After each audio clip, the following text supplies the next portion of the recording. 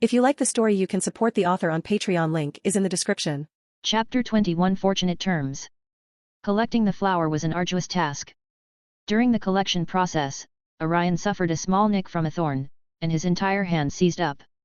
He cursed the task and encounter repeatedly, but pressed on regardless, determined to fill the sack.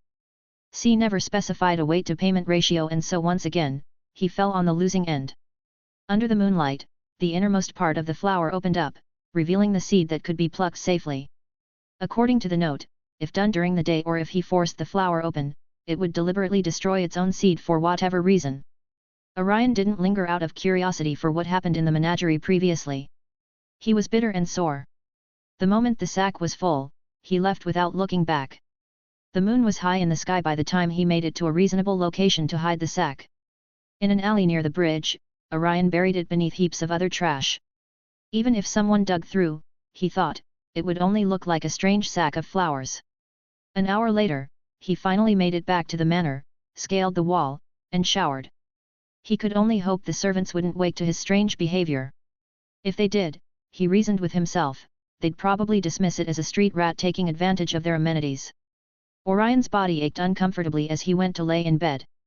He had planned to stay up longer, to reflect on the night's events now that there was no urgency, but the moment his head hit the pillow, sleep claimed him. Caitlin snuck downstairs after her parents and the house servants went to sleep. She wanted to formally thank Orion, guilt weighing on her after the disgust shown by her family despite his willingness to help. He's a bit of an ass, she thought mildly, tiptoeing down the hallway toward his room. Still, she couldn't help but smile, recalling their conversations from the menagerie. It was refreshing to talk to someone her age. Most of her conversations were with Jace, but even those were difficult. Casual conversations often derailed due to his arrogance or frequent scientific analogies. Caitlin's upbringing, combined with her unusual desire to become an enforcer, had made her a bit of an outcast even among elites. She truly hoped to find another friend, someone more like her, to connect with. Tension built in her shoulders as she reached his door. Caitlin paused, fidgeting with her hands as she rehearsed how she would thank him in her head. Nodding with resolution, she lightly tapped on the door. Nothing. She tapped again, even calling out softly with hesitation. Orion. Still nothing. Disappointment swept over her, a tight feeling clutching at her chest as her gaze dropped. She couldn't hear any signs of life or movement beyond the door. He's ignoring me because of earlier, she thought bitterly. Caitlin's shoulders sagged and she turned to make her way back upstairs, her heart tightening with the sting of rejection. Grayson, the sheriff of Piltover, issued orders while signing paperwork. Experience had taught her many lessons over the years, dulling her expectation for surprise. This, however, had caught her off guard not because the methods of entry, but because the guards were found unconscious and claimed they couldn't remember the night's events. Their genuine tone puzzled her at first, but after she listened to the Kiramans and the boy, her expression gradually shifted into a frown. I think it is safe to say, based on what you told me, that this is likely the work of Ionians. That is the only explanation I have for the guards' lost memories and why no alarms sounded. Grayson said slowly, her tone calculated. Magic, she added, fixing her gaze on Orion. Orion's look of surprise and excitement camouflaged his true reaction, but for different reasons. Lady Cassandra spoke up, her tone sharp and demanding, did they take anything else? Sheriff Grayson shook her head, gesturing dismissively toward the garden. Just some flowers. Relief washed over Orion with her take on the situation. His gaze shifted over to Caitlin, who looked distinctly displeased with her mother. She sensed his gaze and glanced over, her eyes glinting with hurt before quickly flicking back to Grayson. What did I do? He complained inwardly. The sheriff was silently observing the two as Cassandra was distracted laying out her displeasure. Her eyes scanned the debris of the enclosure. They will be looking for a way out of Piltover. Orion spoke up, his sudden comment earning the discerning gaze of everyone.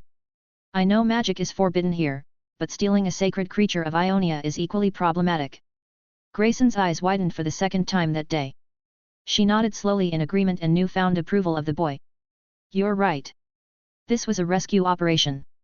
She concluded, turning to Cassandra, I suggest we refrain from pursuing them. Let them return with their sacred creature. Cassandra's frustration was plain on her face as her fingers traced her brows. She spoke with irritation, most of Ionia's ships are pass-throughs due to the nature of their passengers. The trade they bring however is valuable and often sold for gold. She paused, her tone firm before continuing. No one was injured, and the damage is mostly out of sight. Close down Count May's menagerie for now and give the public an unrelated reason. Continue your investigation. We will hold a trial in several days. Sheriff Grayson bowed her head. Yes, Lady Kiraman. Cassandra approached, halting beside Grayson. They exchanged glances before turning their gazes to Orion. He couldn't help but stiffen, his eyes darting nervously between them. Cassandra broke the silence, her tone laced with approval. This boy's mind is valuable. Raising her eyebrow, she spared a glance at Caitlin, whose posture tensed under her scrutinizing gaze. We are already sponsoring House Talus. Caitlin opened her mouth to protest, but Cassandra cut her off, her voice gentle yet firm. But perhaps we can afford another partial sponsorship to assist with your... She paused deliberately before finishing with a hint of disapproval. Hobby. Orion immediately understood her reference to Caitlin's aspirations to become an enforcer. This was confirmed when Grayson gave Cassandra a knowing side glance before turning her gaze back to him. It could prove helpful to young Caitlin Kiraman, Grayson said, her tone measured. A training partner from the Undercity would give her a glimpse of what to expect. Caitlin's expression lit up, her excitement impossible to contain. Orion hadn't thought it possible for her posture to straighten any more, but it did. A radiant and unfiltered smile bloomed across Caitlin's face, earning another disapproving glance from her mother. After a brief pause, Cassandra asked hesitantly, "What do you think, Orion?" "For someone like me, it would be an honor." His self-deprecating tone and careful choice of words earned faint smiles from the two of them. Cassandra noted loudly, "He knows his place." Gesturing toward the door, she added, "Come, let us leave." Orion and Caitlin quickly followed after Cassandra. This is a pretty good deal, he thought, well aware of the piercing gaze into the back of his head.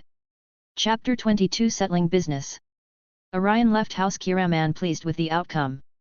He would receive 3 bronze coins and meals for the time spent training with Caitlin, limited to 2 or 3 days a week at most, but still a solid source of income and survival. As they walked toward the gate, Caitlin became unexpectedly chatty, her words tumbling out in a cheerful stream.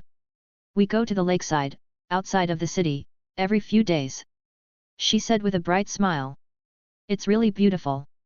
"Do you think it's more beautiful than the menagerie?" Orion asked casually. Another smile crossed her face as she replied, "Yes. The menagerie is special, but nature's beauty is unique in its own way. I really like it." "What's the difference?" he asked, keeping the focus on her.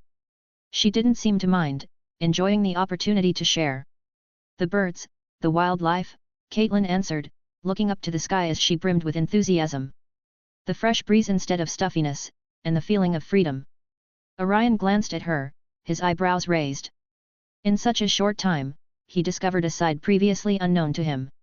"It's kind of like Six's saxophone," he mused, the brief image of it resting on her bed flashing through his mind. His own gaze shifted to the sky as well as they approached the gate. "I can't wait for you to show me," Orion said, though his words felt hollow. He halted and turned to Caitlin. She looked up to him, brushing her hair aside, clearly unaware of it. "If you come back in 2 days, I can show you," she said slowly, her tone carrying hope and a tinge of excitement while her eyes searched for an answer. Orion nodded, and her face lit up until he added, "I'll try. Life in the Undercity can be unpredictable. There are no guarantees. That's partly why your mother didn't set specific dates aside from avoiding your study days." His blunt response made Caitlin tense. Her hand raised up to her chest as worry seeped into her voice. "Mother says you have a bright mind. If you joined the Academy or the ENF." "No." Orion cut her off sharply, putting up an invisible wall. Caitlin flinched, hurt flashing in her eyes as she slouched back. His expression softened as guilt set in, trying to follow up with a quieter tone to ease the impact. "I'm not ready for that yet." Caitlin didn't respond. Her posture stiffened and gaze dropped with the hurt expression. Without a word, she turned abruptly and walked back to the mansion. Orion's gaze followed, his guilt giving way to a hollow, emotionless stare. Moments later, a servant appeared with the gate keys, allowing Orion to depart. 2 silver coins glinted greedily on the table. Orion stared in disbelief, making no effort to hide his reaction as his gaze darted up to the men. Two burly thugs flanked the lithe negotiator, whose composed demeanor and measured gaze revealed his experience in haggling and negotiations. Going to complain? The lithe man asked flatly. Orion shrugged, double. Are you smokin' the chemtrails, boy? The negotiator said, shaking his head in disbelief. Orion chuckled, his gaze shifting to the sack's contents spread across the table. Maybe.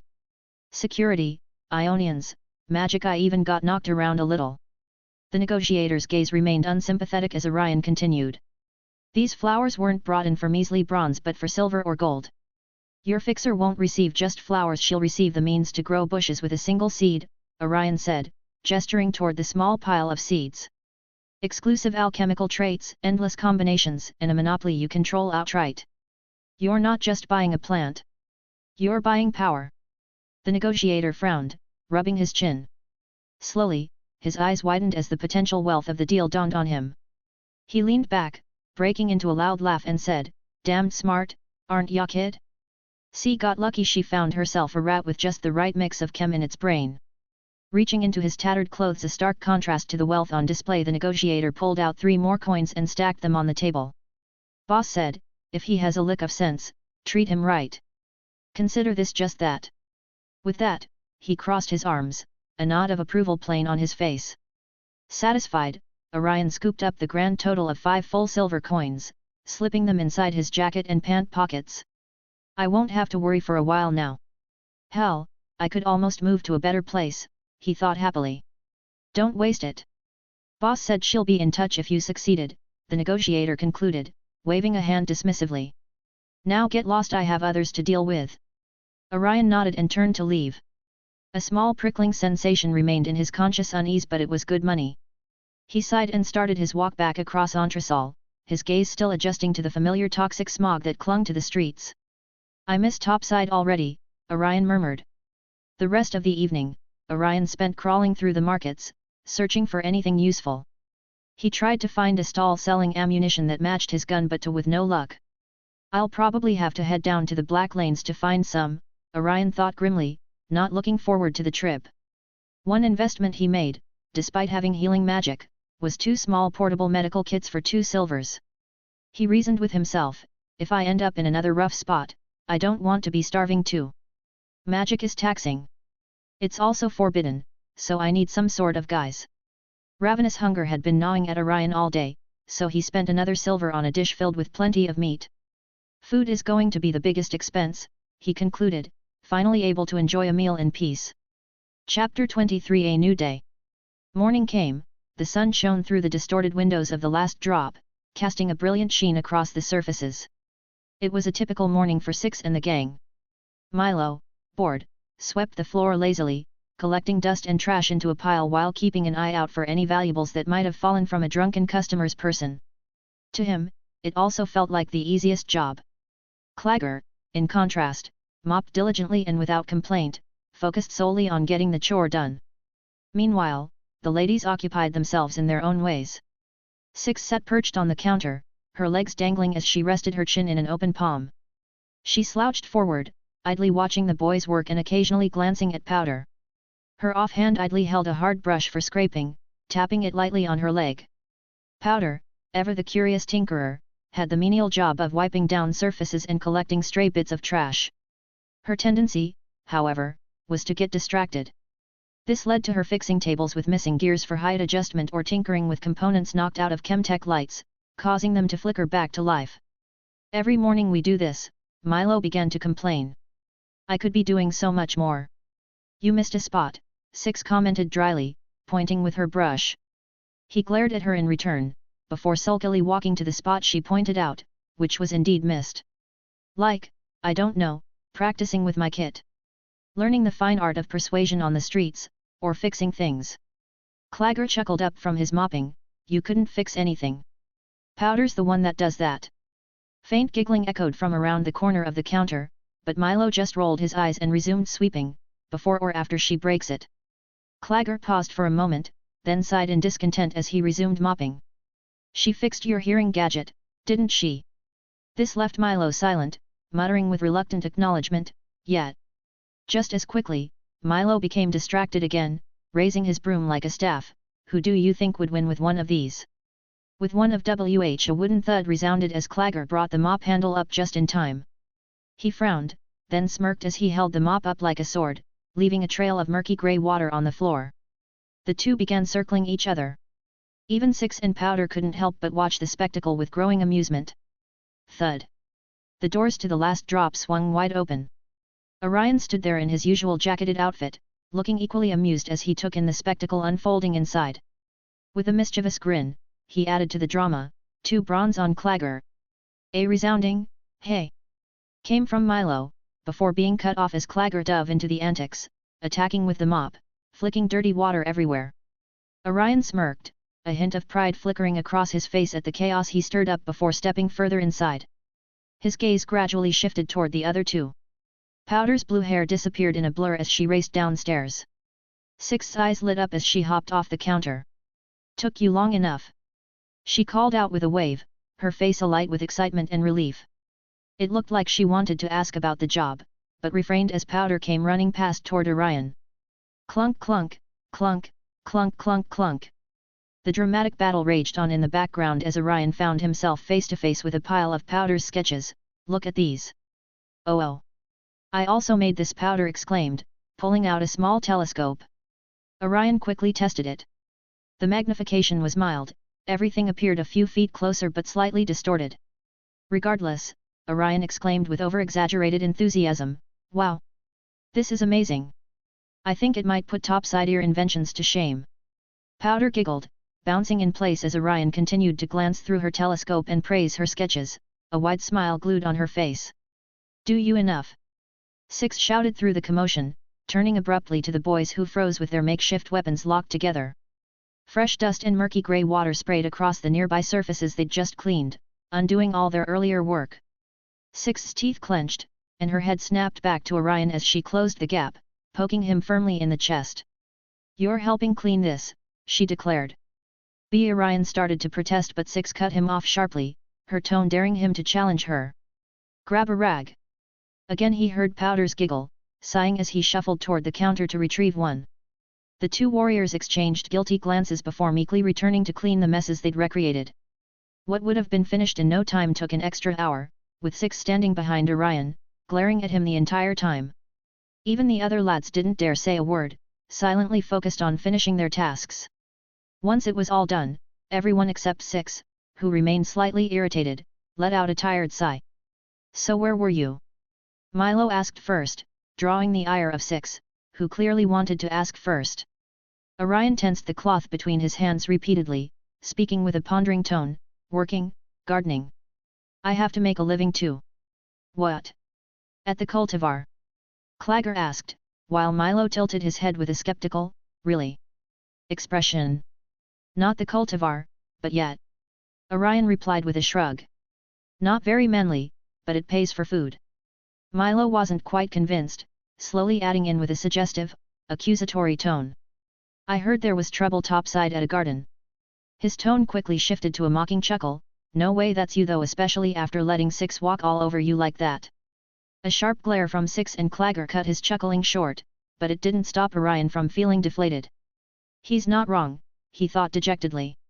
After a long pause, Six spoke up again, exchanging glances with the rest of the crew. "We're heading down to the sump to check out the market. Do you want to come?" Orion paused, briefly recalling Vander's request with an internal sigh. "They'll head down even if I say no," he grimly thought. Even if he offered them to check out his place, it still wouldn't be as exciting as the sump markets and hopefully not the Black Lanes, which he had a bad feeling they were aiming for. "Sure. I was thinking of heading down there myself," Orion said with a nod of his head. This earned him a questioning look from Six, in contrast to Powder, who let out an excited, "Ooh-hoo! Let me get fluffers!" before darting toward the back again. Softly crossing his arms, Orion felt the outline of his loaded gun. His pocket also held a full silver coin, the other safely stashed back at the house. "Let's get through this without losing everything again," he thought with determination. Comment. 30 comment. Vote. 1 left. Chapter 24, Chapter 22, The Old Hungry. Spider webs and multiple layers of overhead walkways twisted and turned into the sky, shrouded in a layer of smog that made it feel like evening was approaching. What could have been described as a mild, occasional chemical itch in entresol, once accustomed to it, was now a harsh burning sensation again. Each member of the gang squinted through the haze, their noses overwhelmed by a blend of industrial fumes and alchemical traces. Where the gang walked now was the central hub, lined on both sides with stalls offering various exotic, far-off, or stolen goods. Every so often, a dark corner revealed gangs or thugs conducting business, unfriendly eyes peering out. Notably, one alley, renowned for its weapon stalls, caught Orion's attention while above them, alchemical stalls lined the walkways, releasing numerous chemtrails that contributed to the already oppressive smog. The residents down here looked far rougher than entresol. Every other person was augmented, scarred, or amputated with deformities of various kinds. The kids huddled close together, with Powder snug in the middle behind Six. The boys attempted to keep up their confident demeanor, while Orion trailed at the rear, keeping a watchful eye on their surroundings. "Maybe we should go back," Powder whispered to Six, her wide eyes darting nervously between the eerie and dangerous presences surrounding them. "It's all right, Powder," Six said firmly. Orion glanced down at her clenched fists, his own hidden inside his jacket, before his focus returned to scanning the crowd for potential threats. Several onlookers were already eyeing them, their ominous glances betraying unfriendly intent. "Those chumps from West Side said we couldn't do it," Milo chimed in with ignorant bravado, raising his hands in exaggerated triumph. "Look at us now." His declaration earned a nervous noise from Clagger, who was clearly on edge. His tense figure betrayed his attempted show of bravery. "Quiet," Six hissed. Her head whipped around to glare at the others, her voice commanding as she added, "Stick close and keep it tight. We just gotta make it to the Old Hungry, grab something, and get back. Nobody can trash talk us if we pull this off." Her sharp blue eyes flicked back to Orion, a brief pause betraying her own nerves. Orion gritted his teeth, frustration welling up at the situation, but spoke in a steady, reassuring tone, "We got this." Six smirked faintly, as if to say, "Yeah, I know," before her focus returned to the path ahead. Orion wanted to rip his hair out. Powder nervously glanced back at Orion, short steps keeping her close behind Six. She asked quietly, "Have you been down here before?"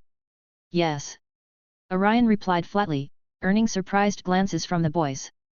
From Six, however, all he caught was a slight twitch of her head, unable to see the expression she bore.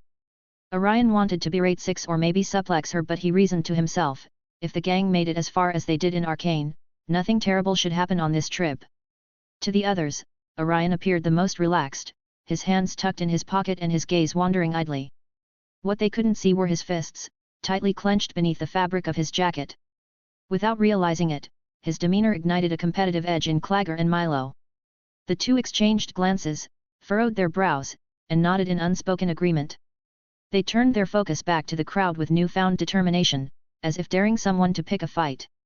"I almost prefer them nervous instead of hard-staring everyone."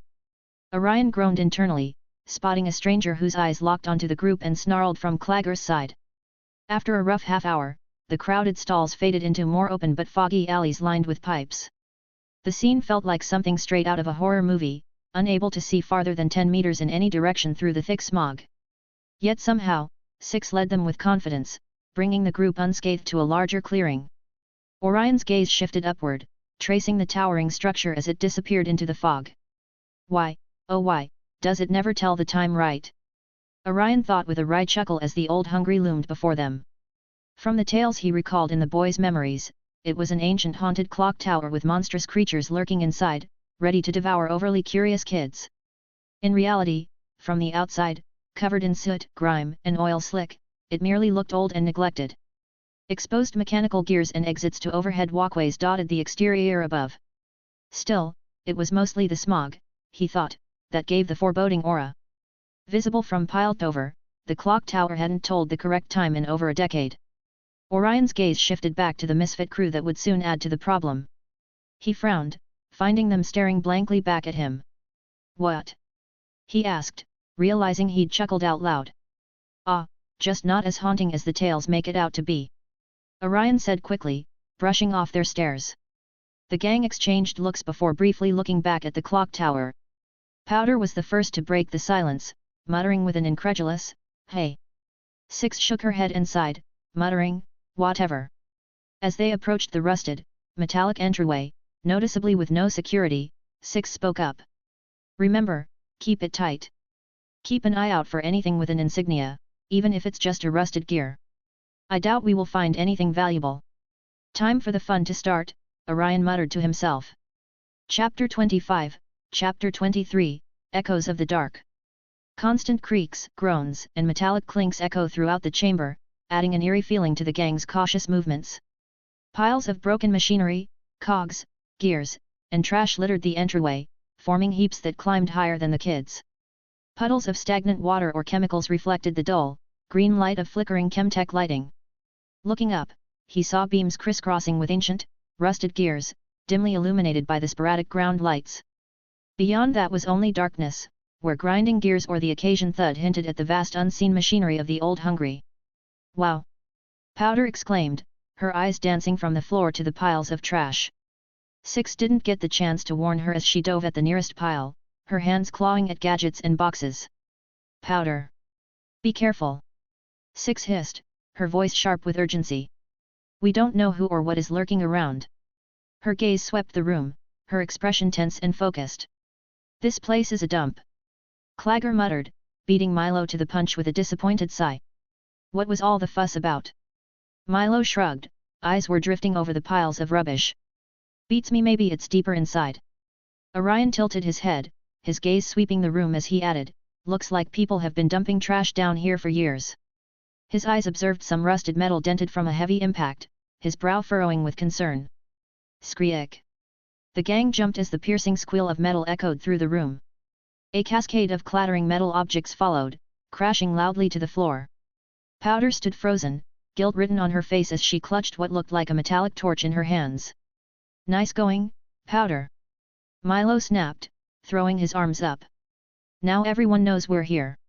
Everyone let out a collective sigh of relief, but Orion's attention shifted to Six. Her wide eyes and shallow breaths betrayed her nerves, though she quickly shook her head and squared her shoulders upon Orion's gaze. Straightening her posture, she forced her tone into something more commanding. All right, let's keep moving. Keep quiet this time, she growled. Powder shot Orion a sheepish look before slipping the torch into her bag.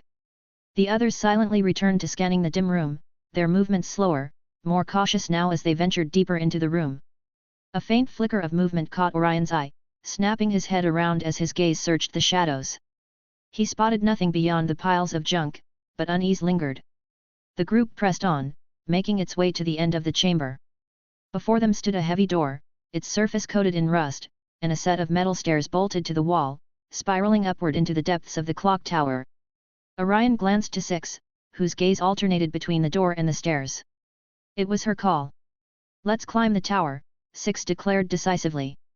Orion sharply cut in with a firm tone. No. What? Six snapped, spinning around to face him. I'm sorry, are you the lead?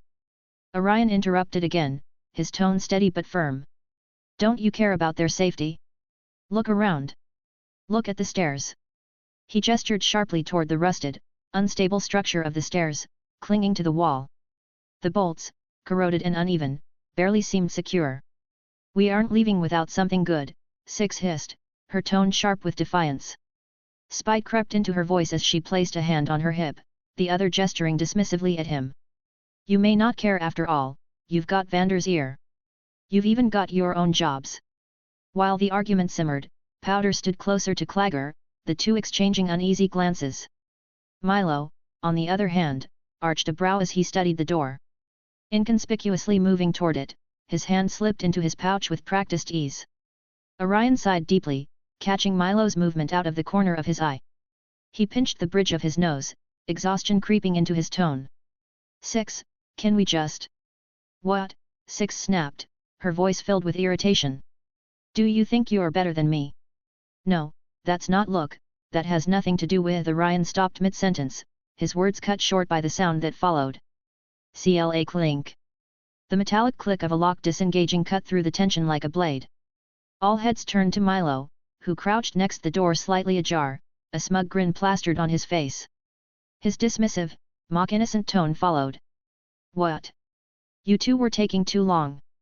I want a good haul too. Six glared one last time at Orion before turning abruptly. She stormed over and smacked Milo across the head. Ow!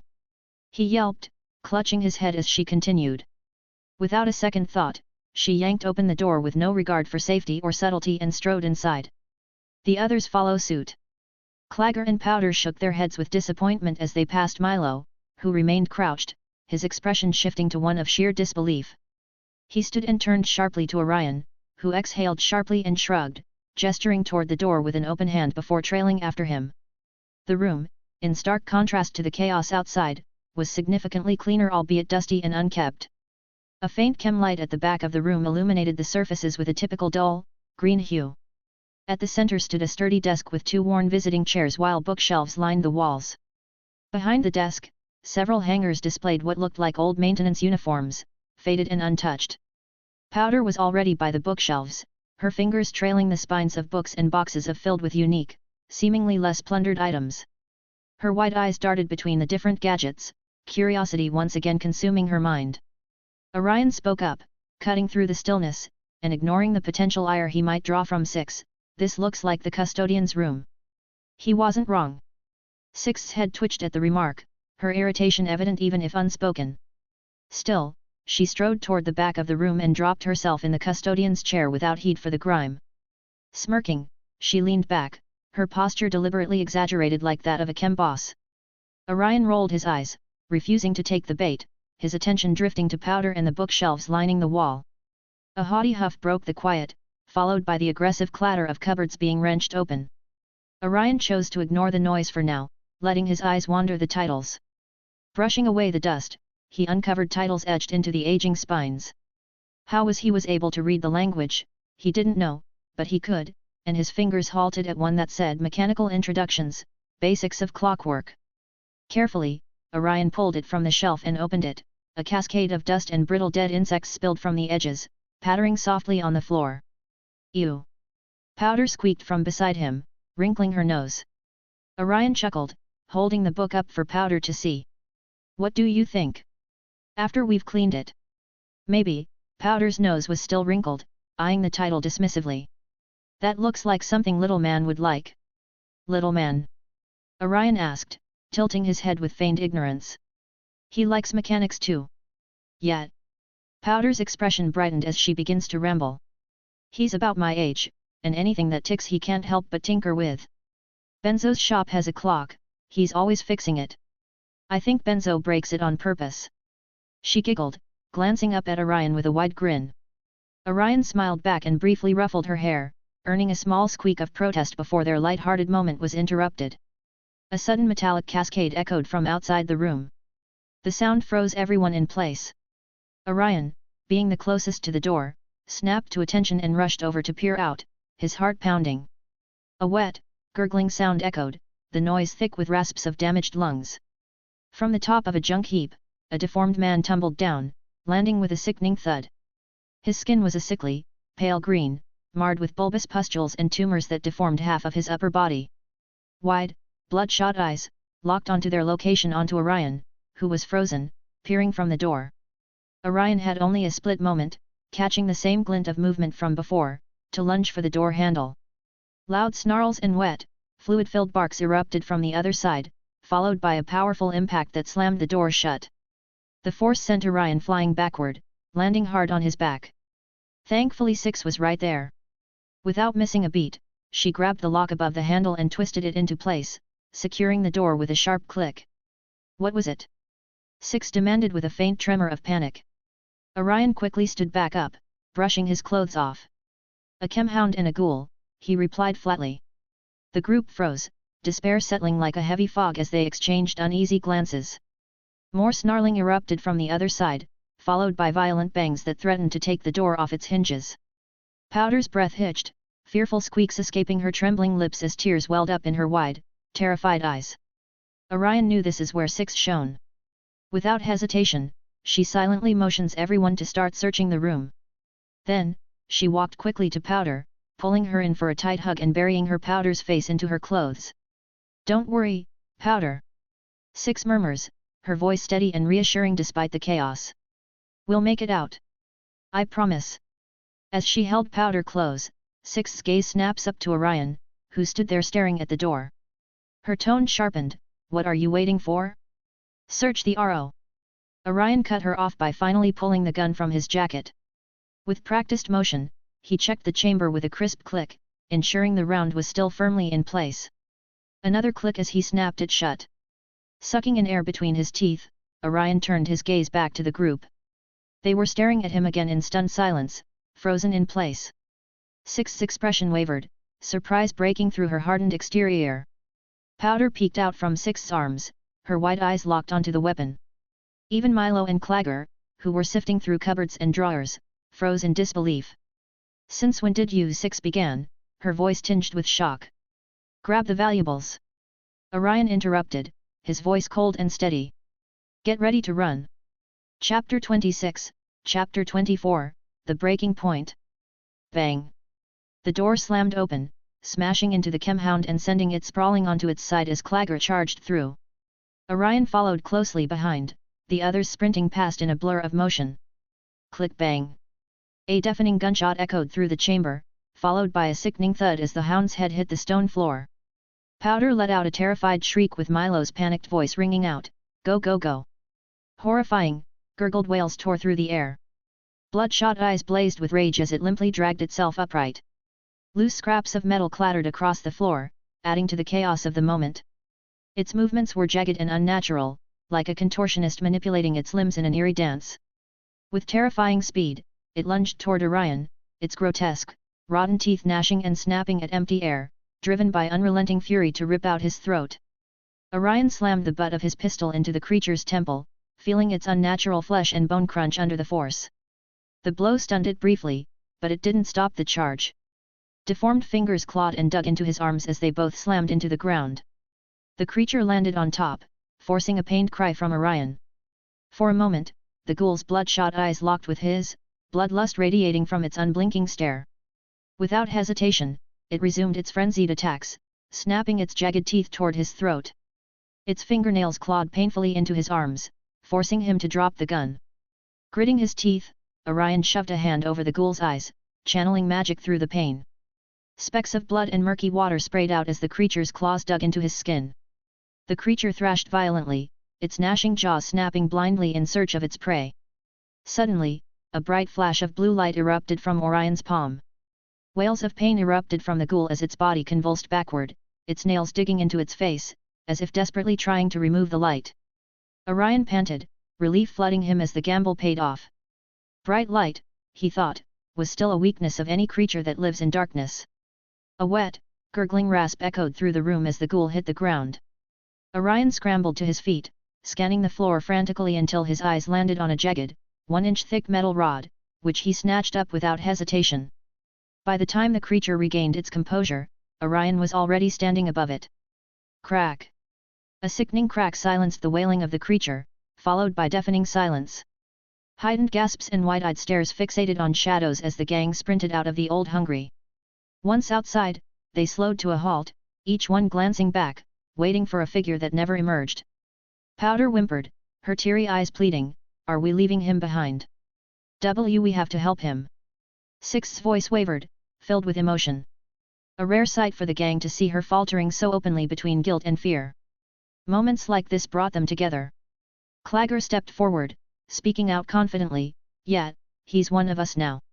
He shot a glance at Milo, whose look of disbelief softened to a knowing smirk, "You bet. Who else can argue with Six and live?" Six breathed relieved chuckles through emotional breaths, wiping her own tears that were beginning to form. Even Powder was at Six's side with small eyes of shining determination as she clutched her hand. Then, as if in answer, a sharp cry of pain echoed out from the dark entryway, freezing them all in place. "Come on, let's kick its ass." Six's words faded slowly. A shadowy figure emerged from the dark smog, its towering presence making them all pause. A low, familiar gruff voice cut through the silence like a beast's snarl. "We'll talk when we get back." "Vander, I can explain." Six started, her voice trembling, but quickly fell silent as she realized her words were falling on deaf ears. Vander's eyes were sharp, his jaw clenched, and broad shoulders tense with controlled anger. He strode straight past them toward the entryway without a further word or glance. The gang exchanged troubled glances. Clagger and Milo shifted nervously, knowing they were in trouble. Powder clutched more tightly onto Six, who swallowed hard as she felt her heart sinking. Regardless of whatever Vander might say, Six broke into step after Vander after he was several paces ahead. Her eyes held clear resolution, despite the anger she might instill further. The rest of the group hesitated for a moment before following. They still wanted to help Orion, but a flicker of shared curiosity pulled them further, eager to witness Vander destroy the creature. Vander came to an abrupt halt just beyond the doorway, his massive figure expanding as he sucked in air, eyes widening to reflect visible shock. Six, following closest behind, tensed immediately. She had never seen Vander falter like this. Her gaze darted to the scene ahead and she froze, her expression shifting into an even mix of shock and horror. The rest of the gang, trailing behind her, mirrored the same stunned reaction. For Six and Powder, it was as if the bridge scene had come to life again. A shadowy figure loomed over a writhing corpse, jagged metal rod raised high before slamming it down with tremendous force. The sickening crunch of bones, accompanied by a wet impact, reverberated through the chamber. Blood of various hues sprayed across metallic surfaces, pooling in distorted colors in the chemical puddles below. The overwhelming scent of blood, rust, and death mingled grotesquely with the scene, cementing itself into the minds of those watching. The shadowy figure panted heavily, slowly straightening as it turned to face them. Clothes tattered and torn, with blood seeping from multiple lacerations across his arms and body, Orion's gaze lifted slowly. Equal shock entered his expression upon seeing Vander and the gang standing frozen in the doorway. Still, Orion exhaled sharply with relief, a wry smile crossing his face as realization dawned on him. "Ah, so that's how they escaped," he muttered with a tinge of exhausted amusement. Chapter 27, Chapter 25, Welcome to the Playground. Orion sat on the couch in the gang's hideout, bandaged and bruised, looking irritated at Six. She sat on the armchair with her arms crossed defensively. A guilty expression, mixed with sadness, lingered on her face, but she neither spoke nor met his gaze. Previously, Vander instructed Milo and Clagger to support Orion, draping his arms over their shoulders as they made their way back to the last drop. He stayed behind to clean up, offering no further explanation. Orion wasn't mad because of the old hungry incident anymore, he was frustrated because he couldn't find a moment to heal himself. His suffering persisted because the gang wouldn't give him a minute alone. Granted, after the adrenaline faded, none of the claw marks were very serious, aside from a few that received stitches from his kit. At least they care, Orion thought, sighing aloud as his gaze shifted up to the ceiling. He caught a nervous side glance from Powder, who sat next to him. She was hunched over, quietly knitting rough patches into his jacket on her lap where the creature had torn through. Orion couldn't help but ruffle her hair again, though it did little to change her somber demeanor. The sound of whispers and metallic clicks drew his attention to the boys across the table. Contrary to the ladies, the boys were the complete opposite. Milo held Orion's gun with both hands, the chamber open as the two stared into it. "How did you get your hands on a real gun?" Clagger asked curiously, leaning forward to get a closer look. "I'd tell you, but Vander would kill me." Orion chuckled weakly, his gaze flicking toward the gun with a pondering expression. He added, "Careful snapping it back, it hurts a lot more if your fingers get caught." Upon hearing this, Milo's eyes darted up to Orion innocently, then back to the gun. Clagger, however, couldn't resist. He suddenly jerked his hand upward toward the gun's barrel, causing Milo to panic and twist away with a startled yelp. "Jerk!" Milo snapped, glaring at Clagger as he slowly untwisted his body. Everyone collectively let out a small laugh except Six, of course, who continued to sulk. I am sorry everyone," Six's broken voice finally emerged. "That was dangerous and stupid, I'm sorry." "Are you kidding?" Milo said, one eyebrow raised. He paused, his grip on the gun tightening briefly before flicking a glance at Orion. "Well, maybe a little. But there's always a risk, right?" He added hastily without remorse, "We scored a nice haul." Clagger shoved Milo's shoulder roughly, giving him a sharp glare. Orion was hurt. "If it wasn't for him, we could have died. Powder could have died." Milo softly rubbed his shoulder, a guilty glance flicking between Orion's bandaged figure and Powder seated beside him, before his voice dropped to a mutter. "Yeah. My bad." A gloomy atmosphere settled back into the room before Orion, in a forced upbeat tone, exclaimed, "We made it back, that's all that counts." He rolled his head to rest his gaze on Six again, "And we've learned, right?" "Right," Six muttered, her gaze cast downward in gloom. I get it. I messed up. I should have listened to you. She hesitated before continuing, her tone firm but laced with regret. I was trying to prove to myself, to all of you, to you, but I almost got everyone hurt. She exhaled sharply, shaking her head. It won't happen again. You're right, it won't. A deep, rumbling voice rolled through the room like a boulder. Vander stood there again, arms crossed, and with an expression that blended disappointment with anger. Everyone else out. His gaze swept over the gang, flicking briefly to Orion, who started to move. You stay too. Orion froze mid-motion, and after a momentary pause, apprehensively settled back into the couch. He heard the distinct clunk of his weapon being set down on the table, followed by the shuffling of feet as the boys and Powder quietly made their way out. Powder didn't even glance back, he noted with a sinking feeling. Without saying a word, Six changed seats to the couch across from Orion. Vander remained silent as he went to sit in the armchair, the only noise being the door closing behind the kids. What were you trying to prove? Vander demanded, his tone cold and firm. You said I needed to show myself as a leader. Six shot out, her jaw tight as she clenched her fists. Then you put Orion in the group. How am I supposed to do that if he keeps butting in? I shouldn't be hearing this. Orion grimaced internally, noting her contrasting words to the group earlier and now. Vander's vision, living up to his reputation as the Hound, caught Orion's expression and he growled, you were supposed to help keep them out of trouble. Orion returned a look of incredulity, gesturing at his injuries. I did. And I tried. Sorry, am I supposed to die in the process too? He spat venomously at the end. You're smart, Vander retorted, his tone sharp. You knew it was dangerous before you stepped foot down there. Both of you. He roared at the end. Orion flinched, and Six cowered away, bringing her knees up like powder, as if to shield herself. A long silence hung in the room before Vander sighed deeply, leaning back into the armchair. Start from the beginning. Tell me everything, Six.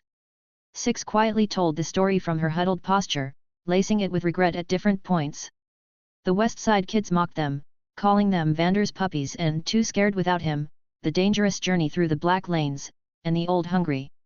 By the end Vander had his eyes shut with frustration, the deep wrinkles on his forehead showing his rising stress levels. How long will you be gone, Orion? Vander suddenly asked, eyes still closed. At your new job. Orion blinked, confused as to how he already knew about his gig topside. There is no way he knows about C, right? He pondered to himself briefly. When Vander's eyes slowly started to open, however, he quickly replied, 2 or 3 days at a time depending. Why? Orion spotted Six's glance between them, a brief expression of annoyance crossed her face before shifting back down. Vander didn't break eye contact with Orion, however, and spoke in a steady tone. You'll be in charge while you're here. What? Six protested, bolting to her feet with discontent and anger plain on her face. It was an accident.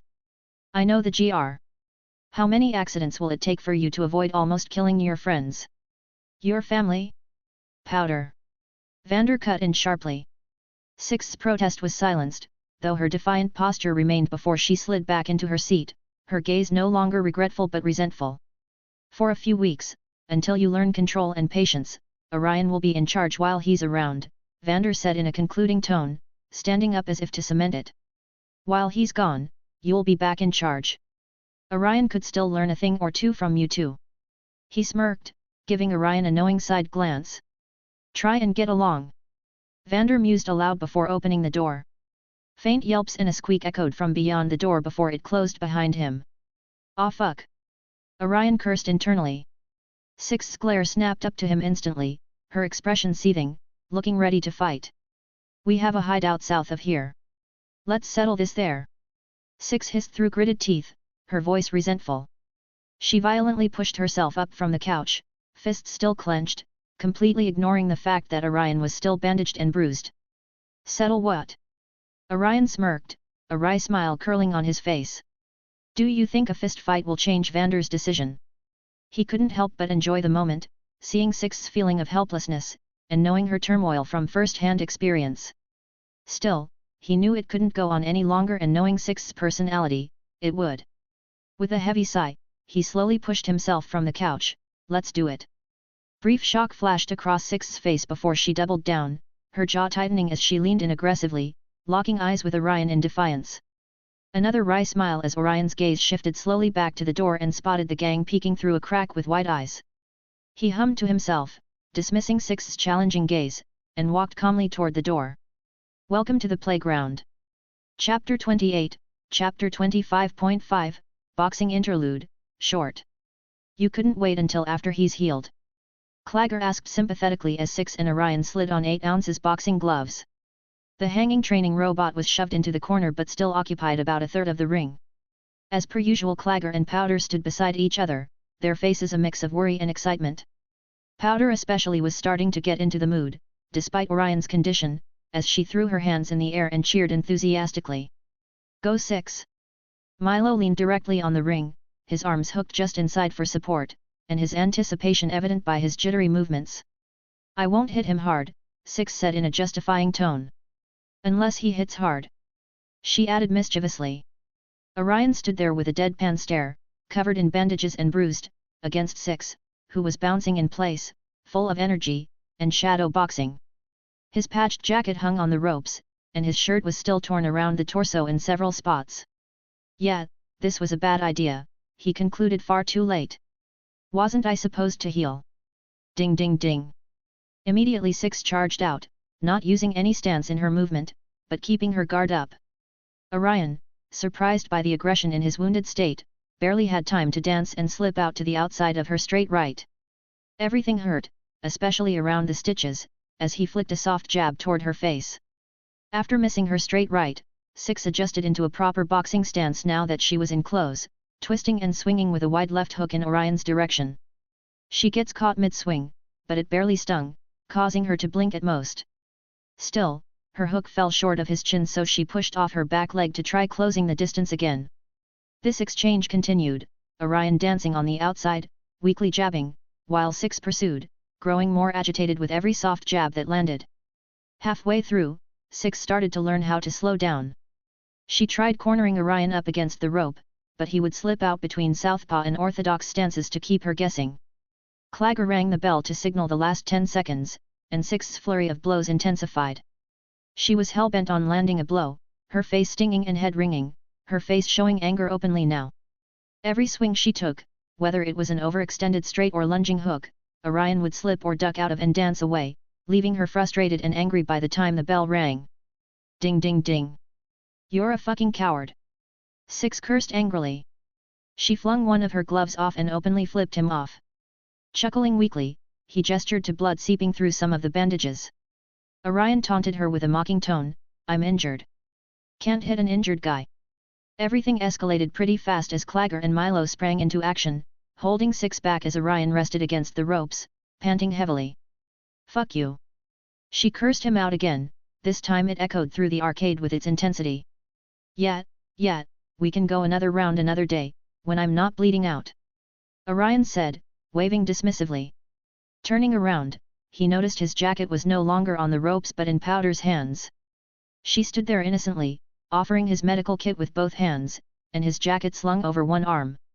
He smiled softly, and gently said, Thank you, Powder. She smiled lightly, not saying anything. Just big wide eyes looking up at him in return. It's gonna take a few more rounds to convince her. He thought to himself as he took the medical kit. At least I've got Powder as support, he concluded gratefully, giving her another warm smile. Chapter 29, Chapter 26, Honking Leadership. Clang, clang, clang. Milo's ball slammed violently off the metal panel hanging just beyond the couch in the last drop. Six was sprawled out on the sofa, trying to consolidate her thoughts in between letting off stress. Orion had gone back to his place to change clothes while the rest of the gang had gone out to get something to eat. She, however, had chosen to stay behind to brood. Clang, clang, clang. Catching the ball mid-air, she sat up, hunching forward with her forearms braced against her knees. Six gritted her teeth, eyes darting back and forth over the ground as her grip tightened on the ball. Everything was going fine, she thought bitterly. Vander was starting to trust me, then he showed up. Within a day he had Vander's ear. And apparently, he has his own jobs too. Jealousy flared in her mind, throwing the ball back at the metal panel again, the sharp clang ringing through the empty room. Each strike acted as a catalyst for her jealousy and rage until she finally launched it full force with a loud, echoing slam that reverberated around the room. 6 stood up, huffing, and fists clenched before collapsing back onto the sofa with a depressed sigh. Despite her jealousy, she couldn't help but admire him to a degree. 6 smirked, and a faint smile crossed her face as memories of the alleyway fight and the old hungry flashed through her mind. An image lingered of the scene of Orion standing over the corpse with a resolute demeanor, eerily reminiscent of Vander. Admiration washed away into guilt and sadness. 6 pulled her legs in close, wrapping her arms around them and burying her head. I had to be protected again and I put Powder in danger. She muttered bitterly. Her chest tightened as her mind wandered back to her behavior in the ring. The look on Orion's face, his bleeding figure as he left, all of this weighed down on her conscience. I hurt him again. 6 whispered, her voice cracking. Tears fell from her cheeks as her heart and mind twisted with sadness and regret. 'Tis but a scratch. A humorous voice interrupted, breaking through her tears. 6 flailed wildly, startled, desperately trying to recompose herself, but it was too late. Her tear-stained face and puffy eyes looked up at Orion, who leaned casually in the doorway, smirking faintly. She chuckled weakly between sobs, unable to fully mask her embarrassment. You weren't supposed to hear that, 6 said, her voice distorted with emotion. Orion descended the stairs and she hastily wiped her tears away. Or see this, she added, her tone laced with frustration and vulnerability. Orion hadn't planned this. After heading back to change clothes, he performed healing on the worst of his lacerations, and returned to the last drop with a growling stomach. He wanted to grab a bite to eat with the gang, hoping to mend some friction. Instead, he found 6 having a breakdown on the couch. His gaze shifted to 6's bed with the saxophone and various singer posters lined up along the wall. The only one he recognized from both memories was the Zondiva, Scratch. Shifting the conversation, he asked in an amused but curious tone, "Gonna impress Scratch with some jazzy tunes?" "What?" 6 asked confused, tilting her head back toward her bed. "Oh, yeah." She sniffled, a small smile starting to creep onto her face. "I go to the concerts whenever she plays. Her smaller gigs are supposedly better, but Vander won't let me go." She mimicked Vander's deep voice with a playful snort. "When you're older." 6 chuckled softly, a faint smile lingering as she shook her head before looking back at Orion. Her eyes were still watery, but she looked far more relaxed now. "I haven't been." "Isn't her music more rock and roll? Screaming and metallic guitar solos?" Orion asked, his casual tone revealing his ignorance as he sat down. 6 stared at him, disbelief written all over her face, before launching into a passionate explanation. "Are you kidding? Those are just the beats. Her music represents the heart and soul of the Undercity. She doesn't scream just for the sake of it, she screams for us. Everyone who starved, died, or who've been crushed by topside ears." She jumped up suddenly, her tone wavering as she retrieved her saxophone. Her voice softened, "It doesn't matter if it's a saxophone or guitar. What matters is the message and the hope for something better. Why else do we fight?" A long silence followed. Orion sat there, his posture stiff, as her last words sank into his soul. His gaze drifted downward, and he questioned himself for the first time in a while, when was the last time I thought something remotely close to that? His fingers tapped on the armchair while at a loss for words, and his voice came out a hushed whisper. "Why don't you show me? I'd like to see it." 6 flicked a glance back at Orion, hesitating for a moment, before sitting down, her back straight and shoulders relaxed. He'd never heard a solo saxophone play before and was intrigued until she started to play. It was similar to someone who was trying to learn how to play the trumpet for the first time. Unable to join together notes, disjointed and unpleasant on the ear. She tried making it soulful, drawing out some notes and putting force into others, but it was still a cacophony. Orion could tell she was trying though. He put up a facade, smiling and nodding whenever she glanced up nervously, searching for reassurance. For a moment, he thought he heard something through the noise but gave up as 6 started to pick up the beat and volume, sighing internally as he resigned himself to the chaotic performance. 6's honking again. Powder exclaimed loudly and in an accusatory tone, clamping her hands over her ears as she stood just inside the entrance to the last drop. "Who's going to tell her to stop this time?" Clagger asked worriedly, sending a pointed glance at Milo. "I did it last time." Sighing in frustration, Milo ran a hand down his face and groaned, "Fine, I'll stop her before we go deaf." With Milo leading the charge, they made their way to the stairway that led down to the rooms. The cacophony was deafening at this proximity. Yet, just before the open door in the dim light, Vander stood leaning against the wall, arms crossed. A faint, knowing smirk tugged at his lips as he raised a finger to his lips, hushing the group. Milo came to a stop, hands raised upward in confusion as he peeked inside the room. His expression shifted to a wide-eyed O before quickly stepping back. Claggor and Powder did the same, with Claggor's eyebrows raising before he retreated silently.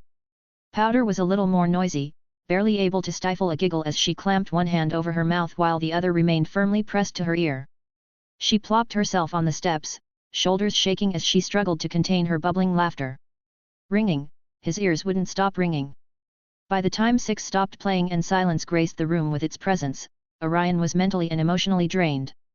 Carefully, he exhaled through his nose, careful not to let Six notice the relief washing over him as she sat there, lost in melancholy.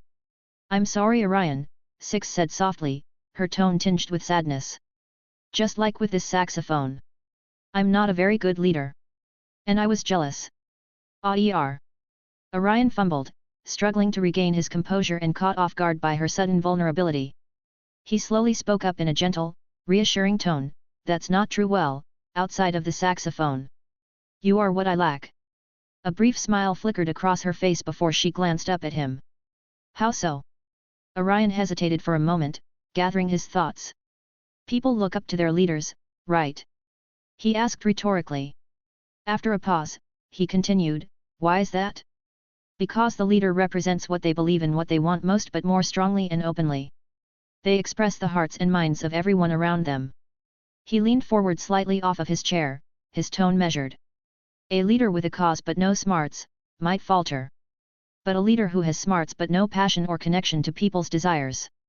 Many would ignore you, wanting their desires and emotions fulfilled first." Sighing, he leaned back into the armchair, his gaze distant. "Decisions made by the latter can be cold and without regard to people, drawing ire despite having a similar cause. Also, what or who determines that you're smart, anyway?" His voice drifted off at the end, his gaze wandered the ceiling before returning to Six. Six's brows furrowed in thought as she clutched her saxophone tightly, taking her time absorbing the onslaught of words.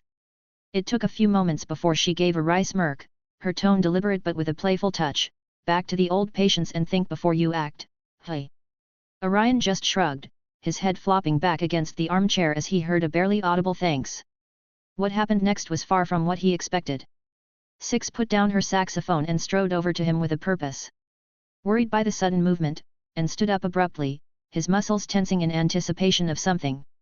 But instead, he found himself embraced in a sudden, tight hug. "Thank you, I'm sorry for everything," Six whispered, her tone genuine and filled with remorse. Orion froze, arms awkwardly out at his sides, not exactly reciprocating the embrace. He felt stiff from this emotional outburst, patting her head as some way to offer comfort back. It's all right. We're good now, right?" Orion felt her head nod against his chest before, just as suddenly, she pulled away. He tried to catch her expression, but she was already striding toward the exit, leaving him perplexed and confused. From outside the door he heard a mix of noises from Six weirdos to giggling, a deep rumbling laugh, and the sound of shuffling feet. The gang heard, he thought, amused.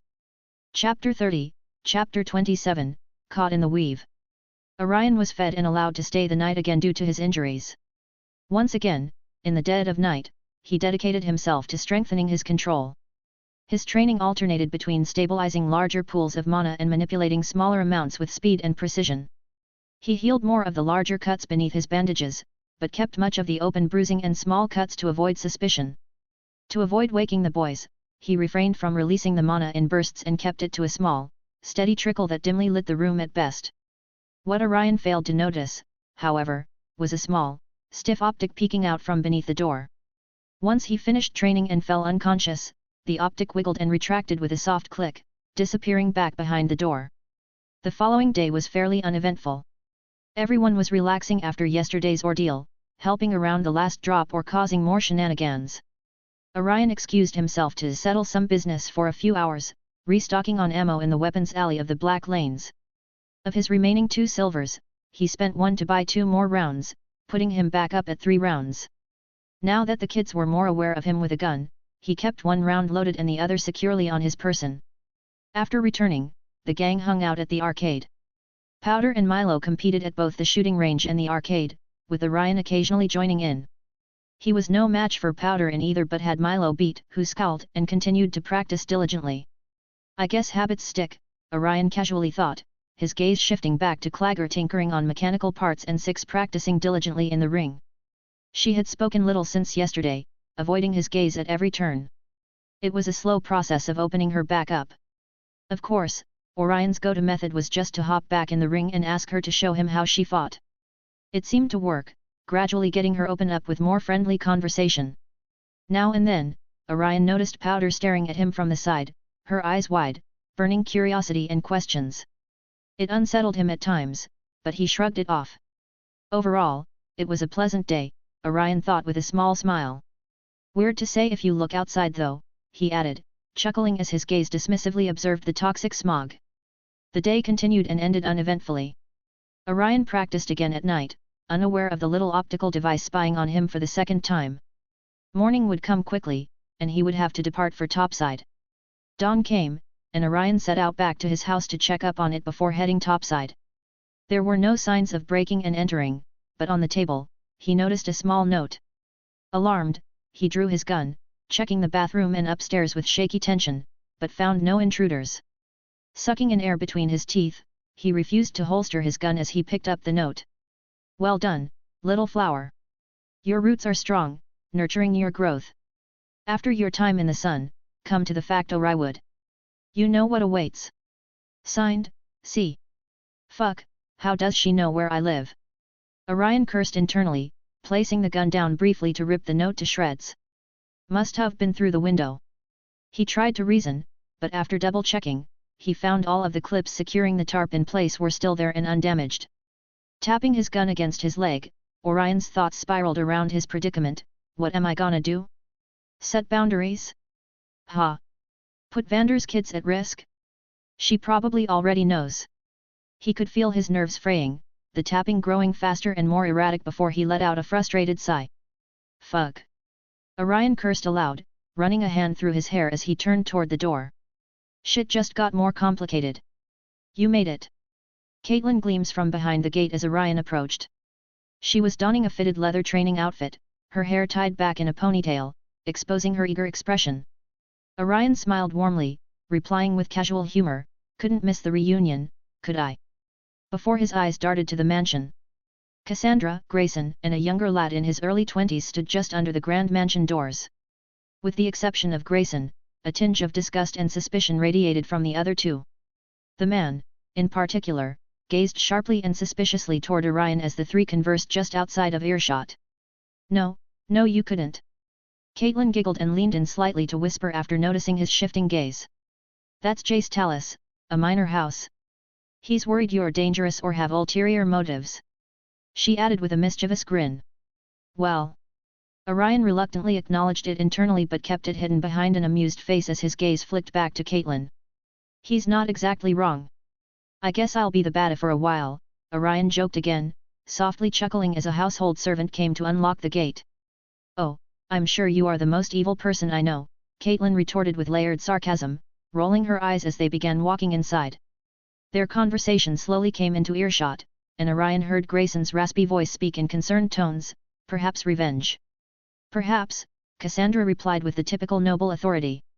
What do you think, Orion? Her gaze focused more intently on Orion, unnerving him. I think it's a nice day. Orion quipped sarcastically, briefly waving up to the clear sky. This comment earned him a hard glare from Jace and Cassandra's disapproving look, but he continued, What are you talking about? Sheriff Grayson stepped in, her tone direct as she began to brief him. After the incident at Count May's menagerie, we've noticed dangerous new chemical compounds and alchemical works circulating piled over. She gave a sad sigh, her gaze lowering with obvious regret. I hoped the Ionians would leave peacefully. Grayson continued, flicking a glance at Cassandra. But it seems like the flowers they took have found their way to the Undercity. I don't know for certain, but perhaps it's revenge for House May's actions? It's the only logical assumption right now. Orion felt like a accidental master criminal, praying that a bead of sweat wouldn't appear and betray him. He couldn't claim the title of criminal mastermind though that belonged to C, with her invisible rope now tightly woven around him. Grimacing, Orion looked down for a moment when Jace raised his voice, laced with suggestive intent, "Perhaps you know something about this, Orion."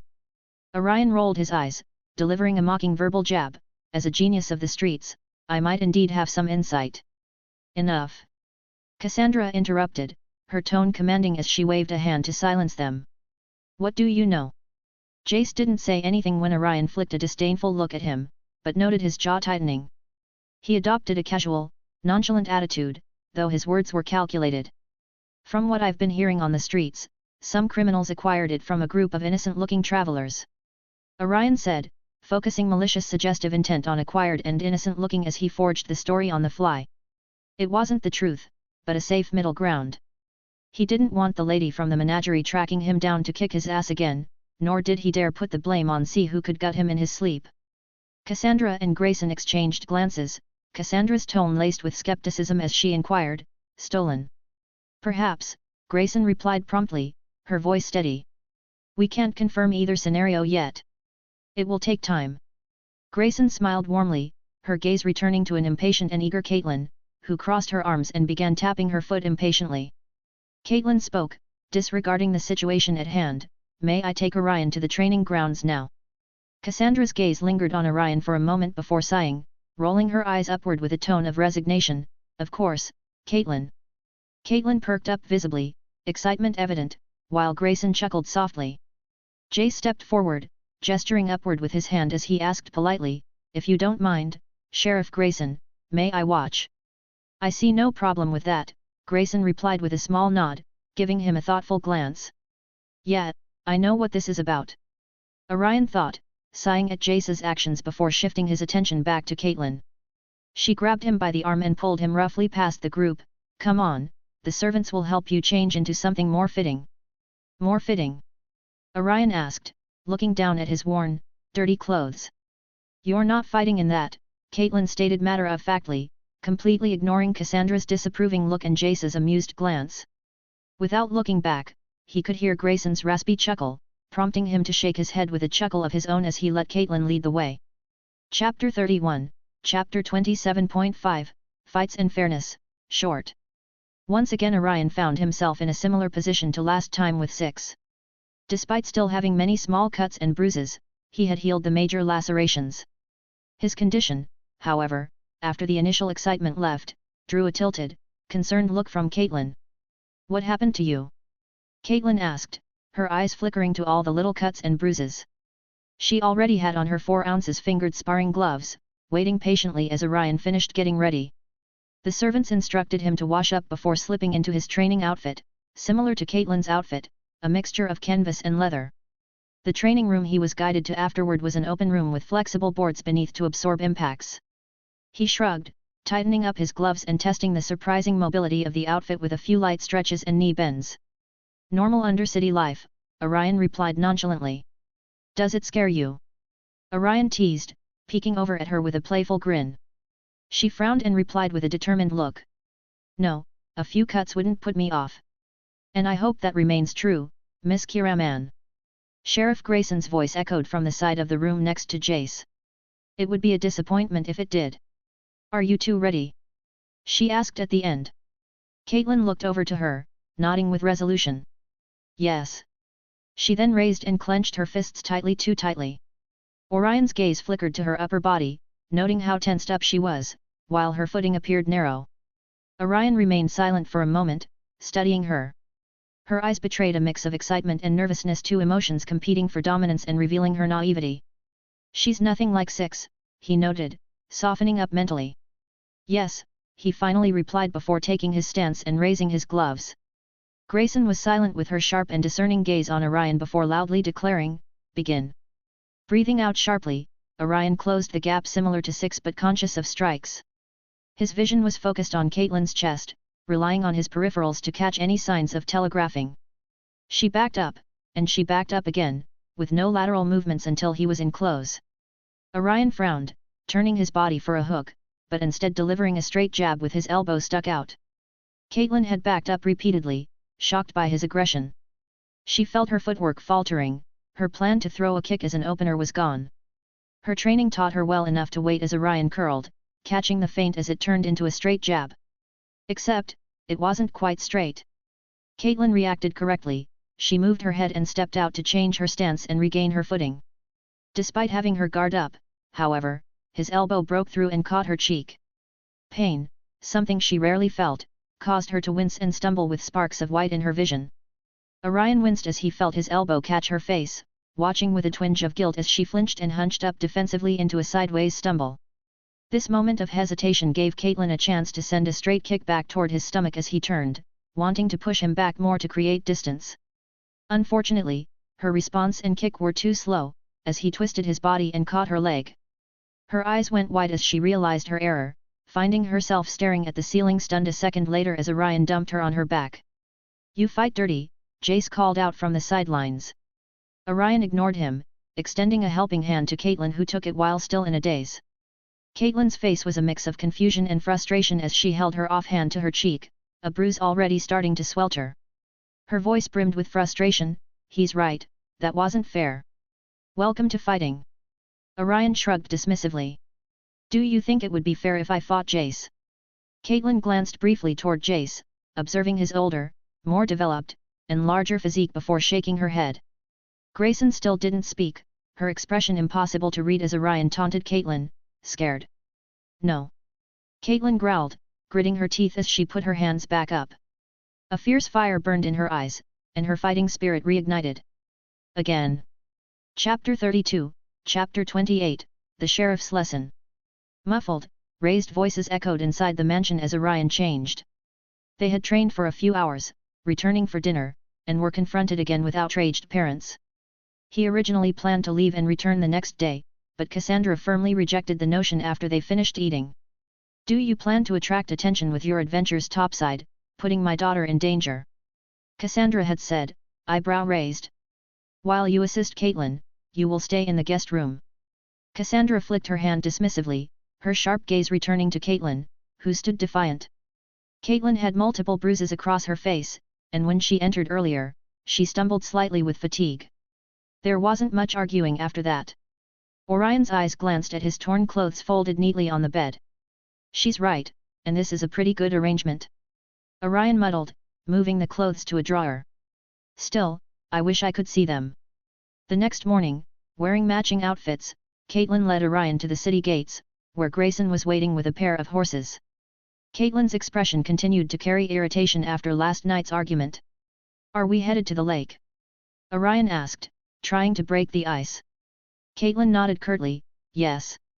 Orion sighed silently as they walked within conversation distance of Grayson. "Glad to see you two could make it," Grayson said mildly, her gaze flicking to Caitlin's bruises. "I was worried it might have been a bit much for you." "I'm fine," Caitlin replied, though her voice carried a sharp edge. "Fighting with my parents was more exhausting." Smiling, Grayson spoke with a comforting tone, "They're concerned." "What parents wouldn't be? That's not what bothers me. It's the coddling. I'm not a kid anymore," Caitlin fussed, her demeanor ironically resembling that of a kid. "Of course not," Grayson chuckled softly, earning a huff from Caitlin, who crossed her arms in frustration. "How far out are we traveling?" Orion interjected, eyeing up the horses with a raised brow. Grayson casually replied, "About 10 kilometers, the lake isn't far." "Have you ridden before?" Orion shook his head, "I'll run." Grayson's eyebrows raised and Caitlin tilted her head, with Grayson stating, "There is no shame riding with one of us." Caitlin giggled, "Are you embarrassed?" Orion clicked his tongue in response, for once crossing his arms back with attitude, "No, it's just good training." "I'm sure it is," Caitlin mocked playfully, rolling her eyes. "You won't be able to shoot straight by the time you get there." Orion raised his eyebrow, his ego igniting as he recalled his previous life on the shooting ranges. "Says who? You don't know how good a shot I am." Grayson, amused, raised her eyebrow. "Ride with Caitlin." A no-nonsense tone taking over before she climbed onto her horse. Orion heard Caitlin snickering as she climbed the other. Orion sighed and hopped up after her, keeping his mouth shut in embarrassment for even opening his mouth at all. More so as Caitlin peppered him along the way with teases and taunts. Birds took flight from the trees as a series of gunshots echoed through the forest. An outside training course with pressure plates triggering targets in the far distance. Orion thought he would perform well considering he had experience in his past life shooting rifles at a range. Grayson demonstrated how to use the gun, guiding him through a few practice rounds before they competed. His skills fell far short, however, in comparison to Caitlin and Grayson, who were both fast and precise. Grayson's decision, indirectly telling him to shut up, ended up being the right call. The course required plenty of running between zones, and his lungs weren't prepared for the strain. Halfway through, he was gasping for air and struggling to steady the rifle for each shot. At least I'm hitting the targets, he thought to himself between labored breaths, forcing his body to push on. After training concluded, Caitlin approached Orion, barely winded, and wearing a triumphant smirk. "You don't know how good of a shot I am," she teased, mimicking his earlier posture with crossed arms. Still catching his breath, Orion glanced up and let out a disgruntled noise, weakly waving her off. Yet. You're amazing. I couldn't keep up." Caitlin's smirk grew, smug and slightly sympathetic. "I know. Still, you did well. I'm surprised you hit all your marks." Pity remarks. Orion restrained from this kind of response, knowing deep down it was just his adrenaline and frustration. Instead, he carefully and slowly chose his words in an attempt to mask his upset. "I could have been faster. You really are amazing. I don't know why you bother with close quarters fighting if you're this good with a gun." Caitlin frowned, seemingly taken aback before she responded. "Aren't you the one who said fighting isn't fair? What if I'm caught off guard?" She gestured toward him. "Don't make empty remarks at me because you performed poorly." Orion let out a long, defeated sigh and nodded. "You're right, sorry. I'm just frustrated like you were yesterday," he admitted, bending down to pick up the empty cartridge at his feet. "I guess we can't be winners at everything," Caitlin remarked, her frown lingering as Grayson approached. "Well done, both of you," Grayson complimented, her judging gaze moving between them. "Caitlin, there isn't much to correct, you did well." "Orion, I think you already know what needs improving." Despite her softened critique, Orion couldn't help but grit his teeth as he nodded. He had his pride, his competitiveness, and it stung with defeat. Grayson, as always, kept her words concise. She observed him in silence for a moment before speaking with training authority. "Walk back the trails, pick up your casings. We'll head back afterwards." Both of them nodded, not following up with any witty remarks. Each sensed the other's sour mood, so neither broke the silence as they retrieved their casings. It wasn't until they reached the horses, where Grayson stood with a grey pouch open to collect with her own casings inside too, did it change. "Thank you for taking me along," Orion said, his face visibly showing that of someone that swallowed their bitterness. "It was fun, I enjoyed it." Grayson smiled warmly and her voice held a cushioned tone as she spoke. "It is always an experience when someone new comes along. Don't worry, it's nothing I haven't seen before. After all, I'm the sheriff of Piltover. I've seen young men and women act far more aggressively when they fall short." Caitlin broke in with a giggle. "You haven't met Marcus yet." Grayson let out an exaggerated, exhausted sigh before chuckling in agreement. "Indeed, he's quite the handful. You're far easier to handle than Marcus. Speaking of him, if you meet him, don't taunt him like you did Jace. It will make problems." She warned at the end, fixing her sharp gaze on Orion. Orion nodded and chuckled softly. "Got it. Again, thanks. And thanks, Caitlin. Sorry for acting like that." "Not a problem," Caitlin smiled brightly, her expression shifting back to one of happiness. "I'm grateful that you came along." Orion noted her peculiar choice of words but felt that he understood her meaning well enough. Once the formalities were done, the trio mounted their horses and began the ride back. "I'm still the better shot," Caitlin smirked, breaking the silence again. "For now. Don't worry, I'll catch up. Then you'll be losing on two fronts." Orion teased, grinning confidently back. He felt her shift slightly with playful indignation before a haughty voice replied, "I doubt that." Chapter 33, Chapter 29, Facto rwood. "I'll see you in a few days?" Caitlin asked the following morning, her eyes gleaming hopefully as she met Orion's gaze. She was back in her usual white and royal blue Kiraman outfit, a satchel slung over her shoulder carrying books. Orion nodded. "Within 4 or 5 days, give or take." He wore his old tattered clothes beneath his iconic jacket, though it appeared suspiciously clean. I'll have to fix that, Orion thought, a pang of guilt hitting him for the servant's hard work. Caitlin hesitated, taking a small step forward, her arms outstretched awkwardly as her gaze darted nervously. Orion raised an open hand, halting her mid-motion. Her eyes snapped up, confusion and hurt combined, her expression silently asking, "Why?" "Your mother would kill me if you started that now," Orion said flatly, keeping his hand raised in a deadpan expression. Cassandra was standing at the manor entrance, after all. She stared at their interaction, frowning with disapproval upon witnessing Caitlin's awkward actions. As if to curse Orion, Caitlin's gaze dropped briefly before acting true to her disobedient and defiant nature, on par with 6. She stepped forward anyway, hugging Orion tightly, perhaps too tightly due to her nervousness, knowing this was an unspoken taboo for her mother. "Fuck," Orion cursed internally, his deadpan stare locked with Cassandra's terrifyingly sharp glare. He could almost see the veins on her forehead threatening to pop, despite his arms awkwardly wide and avoiding any physical reciprocation. "You're going to kill me," Orion grumbled through a strained breath. "I know. Consider it a parting gift," Caitlin replied smugly, before breaking away into a quick stride down the street without looking back. Cassandra didn't speak. Orion doubted she could with how distorted her expression seemed. Instead, she gave him a curt, sharp nod, silently commanding him to leave. He happily obliged, about facing and making his way toward the bridge.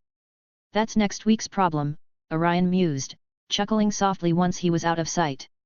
Before even crossing the bridge, Orion ducked into an alleyway and smeared himself with mud and dirt. "Clean," in the Undercity, marked you as a merchant, someone with wealth, or worse a topsider. Regardless, it made you a target. 6 and the others are expecting me tomorrow, Orion reminded himself, making his way back to his house to grab the third ammo round. From there, he headed down into the Sump district. Why didn't the servants or Kiramans ask about the gun? Orion thought as he walked, bemused. They cleaned his clothes, but didn't confiscate his weapon or question him. It's unsettling, but I should be thankful. Facto rwood, just like Bones Cut Pump Station, Dredge Prison and Zon's Asylum, were concentrated on the west side of the Sump level. Most of your notorious places, horror stories and tragedies, were located there. The east side contained the slightly more humane areas such as the slums, Black Lanes, and Commercia Fantastica. Facto rwood wasn't a single factory, but a labyrinth of closely packed together industrial buildings with pools of liquefied chemtech materials, sewage and other highly toxic materials. Orion stood out like a sore thumb. Down here, there was no color, no individuality. Everyone was buried beneath layers of soot, byproducts, and wastage. A brief glance at Orion, the distinct colors of his brown jacket and underlays marked him as an outsider. The sharp and unfriendly glares from passers-by told him in unspoken words, "You don't belong here." It wasn't long before 2 large men, their clean, bouncer-styled clothing starkly contrasting with the environment, approached him. Fearful and hateful glances of the workers followed. "CS waiting," one said curtly, holding out a brown sack. "Put this on," Orion grumbled under his breath. There wasn't much point talking, glancing up at the 2 who waited impatiently with one mission in mind. Resigned, he took the sack and put it over his head. Even with 2 of CS thugs guiding him, Orion was unnerved. Having his vision cut off in such a hostile environment, paired with the continuous assault to his remaining senses, left him tense and apprehensive. Every step felt uncertain, his instincts screaming at him. Clang! The sound of a metal door slamming open reverberated around him. The air became lighter, and the temperature rose noticeably, contrasting with the oppressive tone from outside. More metal doors creaked open in succession. Orion could deduce that one led the way, while the other kept a firm grip on Orion's shoulders, guiding him in the right direction. Finally, a last metal door groaned opened, and the air shifted again, becoming strangely clean, almost fresh and carrying an earthy undertone. "Flowers," Orion muttered, sniffing the air. The clean air mingled with the faint, natural aroma and perfume of nature, throwing him off balance completely. For a fleeting moment, it felt like he wasn't in Zon anymore, but back near the lake training with Caitlin and Grayson. Orion heard the faint shuffling of feet, then sack came off, and he was temporarily blinded as his eyes struggled to adjust to the light and the shocking scene. It was reminiscent of the menagerie greenhouse, but in far more untamed and in wild abundance. Luminescent algae clung to every surface, casting an otherworldly glow. Trees, vibrant and alive, scattered the space. A grand glass roof arched overhead, refracting light in a vibrant display onto blooming flowers and dense, colorful bushes that dotting the scene. Beautiful, isn't it? A humming voice resounded from beside him, calm yet piercing in its confidence. Chapter 34, Chapter 29.5, Don't Forget Again, Short. Orion whipped his head around to the unfamiliar voice and froze. Silco gaunt, lithe, with his signature outfit, and scarred red eye stood before him, calm and menacing. I see you know me. Silco mused, his crimson gaze fixated on Orion, whose eyes widened momentarily. Silco paced methodically into the lush greenery, hands clasped behind his back. I don't, Orion replied, attempting to keep his voice steady. Silco was quick to respond, his voice sharp as he warned him. Don't play coy, boy. Your inexperience makes you an open book. Orion gritted his teeth, consciously thinking of the weapon in his jacket. Fine, then how you know see? Silco smirked, his gaze drifting past Orion. From the shadows, a silky smooth voice curled into the conversation, wrapping itself around the tension like a snake. Similar minds tend to align, she purred, stepping gracefully into the light. As before, her attire was grandiose for the Undercity, and every step was punctuated with a sharp click of her heels. Zong could have blossomed under careful cultivation, she continued calmly, yet tinged with remorse. Her gaze turned distant as her nails traced a blooming flower which, upon contact, darkened and curled inward, withered and deformed. But instead, we acquiesced. We let our flowers wither, and our seeds burn. And yet, you still cultivate, Silco interjected, tilting his head as he observed C. His words were pointed but carried a flicker of intrigue. It's why we are here, isn't it? C purred softly, the clicking of her heels slowing to a stop. Her intoxicating aroma pierced Orion's senses despite being several paces apart, his head spinning. Silco showed no signs of being affected, however, as his cold, calculated gaze remained fixated on her. Indeed, she replied curtly, folding her arms with practiced poise. Her gaze flickered over Silco's tailored outfit, lingering briefly on his crimson eye before switching to the other. I've cultivated your project, in the same way I am helping Orion bloom. Orion couldn't help but shift uncomfortably, the weight of their words pressed down on him. Two powerful presences, both lacing their words with undertones and implicit threats. He was acutely aware of the two bodyguards still standing behind him, yet his hand remained firmly on his jacket, gripping the only security he felt he had left. Vander's new puppy, Silco sneered, his tone dripping with mockery as his gaze drifted toward Orion. I doubt Vander told you about me. How do you know me, boy? Do you trespass so easily, despite being nurtured? C cut in sharply, her words commanding and drawing Silco's attention back to her. The tension ignited like a live wire. Silco's gaze hardened, his tone unforgiving. All plants cultivated here thrive on the runoff from topside. Your nurturing is a byproduct of mine. Without me, you would have wept alone, wallowing in the decrepit pools of filth. C's gaze cast down briefly, her once outstretched fingertips curled inward as if stung. Silco's voice dropped, warning and deliberate. Don't forget again. With his patience wearing thin, Silco's head snapped toward Orion, his expression sharp and demanding answers. Chapter 35, Chapter 30, The Future of Zon. The world seemed to slow, the weight of the moment bearing down on Orion before sharply speeding up under Silco's intense gaze. My parents were there years ago, on the bridge, Orion said, his voice heightened with stress. He felt a cold sweat trickling down his back, his body hunching defensively as his hand instinctively entered his jacket. Silco's expression turned into a dismissive, mocking smirk. He took slow, deliberate steps toward Orion with the bodyguards shifting behind him. You'll have to try better than that, boy. Silco taunted, his voice dripping with disdain. The river, Orion raised his voice through the growing tension. Silco halted, eyes narrowing as Orion pressed on. Vander tried to drown you. You cut his arm and escaped. For a moment, Silco's face contorted with disgust, his eyes flickering with distant, painful memories. He hissed through clenched teeth, and here I thought there were no rats skulking about. C shifted slightly, her arms unfolding as she leaned forward. Her mouth parted as if to speak, but she hesitated, glancing at some nearby flowers before returning her gaze. What did you think, boy? Silco asked, his hands returning behind his back. Orion exhaled shakily, noting the change in atmosphere as a chance to speak. Orion didn't have much to think, he was never there, but he weaved lies based on his knowledge of Arcane. I didn't know what to think. Orion's gaze shifted down. All I know is later, Vander went searching for you. Orion blinked and paused, realization striking him as he connected the story to Vander's about his parents. My parents, they were helping in the mines. And they went missing. Ah yes, Silco mused, tilting his head, his gaze cold and detached. An all too common story. The mines are filled with far worse than people. His words hung in the air like a poisonous mist, dismissive of Orion's pain, and once more carrying a threatening undertone.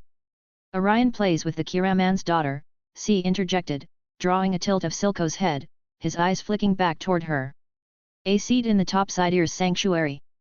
Silco gave a low, ominous chuckle, is that so? Before his crimson eye returned to Orion, pinning him in place. All I see is a boy fighting for his survival. Not a seed of vengeance. Not a passion for Zon, hatred for Topsiders, or even a spark of rebellion.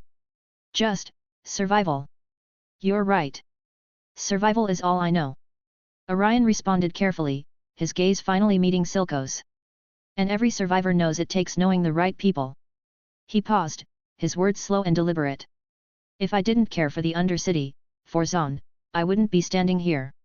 Indeed, Silco replied with a faint nod. He raised an open palm in front, staring at it thoughtfully before his gaze returned to Orion. Clawing for any means of survival, it's a good instinct. Silco's hand suddenly clenched into a fist, his voice taking on a colder edge. But that also means your loyalty is thin. A dog that would bite its owner at a moment's notice. Do you think I would make the same mistake twice? Orion gripped his jacket tightly, his jaw tightening. Vander regrets what he did to you, that much is clear. My parents also went missing searching for you. If that means anything to you, it should. But we can't live in the past. Silco raised an eyebrow, his gaze fixated on Orion, waiting silently and motionlessly. If I can befriend the Kiramans, Orion pressed on, slowly removing his hand from his jacket, his voice steady but tense. Zon will have someone topside who can open doors to negotiations. It's not just about survival, it's about creating something better. Naive, Silco snorted, taking a step closer. Topsiders have taken from us for decades. Words, no matter how sweet, will never sway their counsel. Orion held Silco's piercing gaze, unwavering under the pressure in his looming presence. Not alone, no. But you have something planned. Together, it could shift the balance. Or do you plan to make Vander right? He paused before adding the provocation at the end. Silco's crimson eye seemed to flare, a flicker of rage crossing his scarred face. I'll give you credit, boy, you have guts. But cross the line again, and I will spill what remains. Silence gripped the room, broken only by the faint echoes of despair outside and the screeching hum of metallic ventilation. The tension was sharp and palpable, keeping everyone on edge. After what felt like an eternity, Silco exhaled slowly. His voice, though lower and with the edge removed, still carried a dangerous undertone. You have my respect, Orion. I'll consider your worth. Orion's shoulders relaxed, catching C's similar reaction as she sighed softly with relief. She purred, escort the sprout outside Facto rwood. Entresol's chemtech seems, if you care. Orion blurted out before the two men next to him could act. Silco, who'd already turned to leave and without looking back, returned only a slight tilt of his head in a low, dismissive, humph. Before continuing toward the exit, disappearing into the shadows. The last thing Orion saw was C smiling widely, her expression mischievous as her fingers danced upon her lips. She giggled softly, a sound that echoed in his mind before the sack was pulled over his head. Some time later, the sack was removed, and Orion stood at the entrance of Facto rwood. He had no words, no expression or coherent thoughts to describe the experience. He could only look down at the tainted dirt, his mind in turmoil, before slowly ascending to Entresol. Chapter 36, A/N, Prologue Discussion in Act 1. So with Chapter 30, the prologue is essentially finished. Between the prologue and Act 1. How many chapters, if any beyond one, do you want to cover the casual building of relationships/power, or jobs, during this time skip? Age is official for Act 1. The time skip will be 6 months to a year. Orion, 16, 6, 15, Powder, 11 to 12, Caitlyn, 15, Jace, 24. Orion's current powers. Light healing, and various usages of raw magic that aren't overpowered. I believe the gap between Act 1 and Act 2 is 7 years. Time for the goods and bads, starting with the goods. The good. I believe the parts I excelled in during the prologue were the action sequences. Specifically, the best chapters were probably 22 to 28. There were plenty of good ideas for the story to branch into too. Almost too many if I took the time. I almost thought about making Orion follow C and become a complete villain, complementing the original C lore. Chapter length also gradually improved from 500 to 700 to start up to 1000 to 1500 toward the end. I felt like some of the shorts I did were far more impactful than the long ones, however. The problem that comes with it of course is brevity, and being too shallow. The bad. Connecting points to bring in the main cast, just because I wanted them in, was weak and a weak reason. No doubt, but I'm not upset about it. 75% of chapters were written on the day, with no foresight or planning. Twice it occurred when I wrote outlines for a few future chapters ahead but it was derailed quickly. Coincidences and conveniences leading to introductions. I tried to balance it out with Orion being beaten/humiliated in different ways as they attempted to balance it for better or worse. Dialogue is another obvious weakness. The simplest response received for improvement on dialogue: read more books. Alrighty. With that, please leave critiques, comments, suggestions, or anything else you want in the comment section or reviews. This is not a story where the MC becomes a master of everything. That should be obvious with how much he gets his ass kicked. He will receive 1 or 2 more powers during the time skip if anyone wants to make suggestions on that. I am thinking about an original book diving into the steampunk city realm mixed with magic or augmented powers, inspired because of writing this. I mentioned it briefly back in the first A/N2. Right now, it's just concepts of the city and lore. My writing can still improve heavily with this fanfiction. Edit, D:::::.